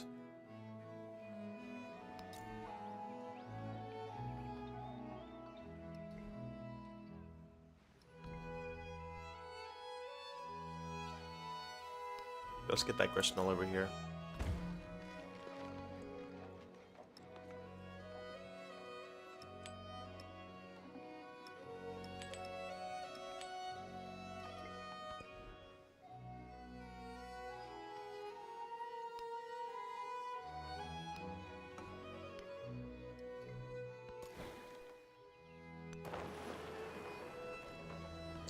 It is a shame kind of set up here. It'd be unfortunate to do a little bit of a colonialism, because that is a fantastic spot for a future Hawaiian city.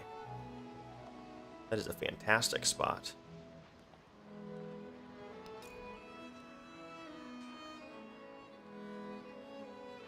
It would be a great shame.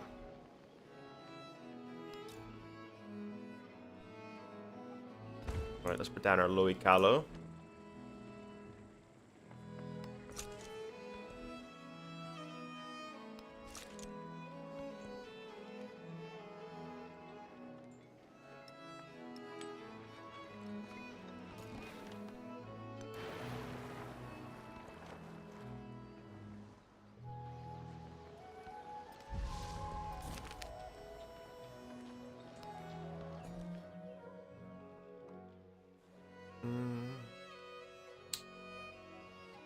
I think we'll grow towards, well,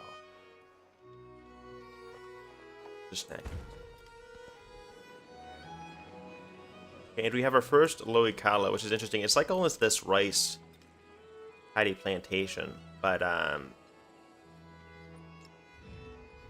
believe we get culture for adjacent farms.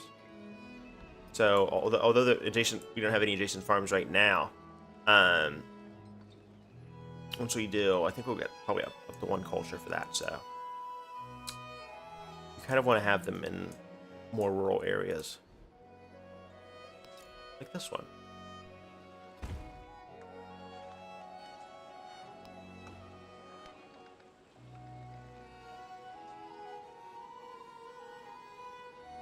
So I kind of need to grow to that tile, don't I?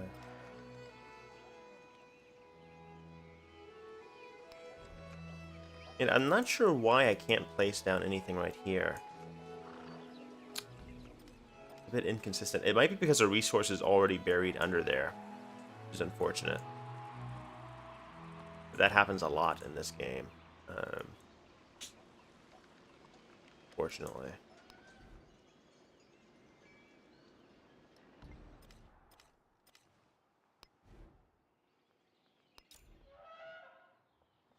You can grab a Loikalo here.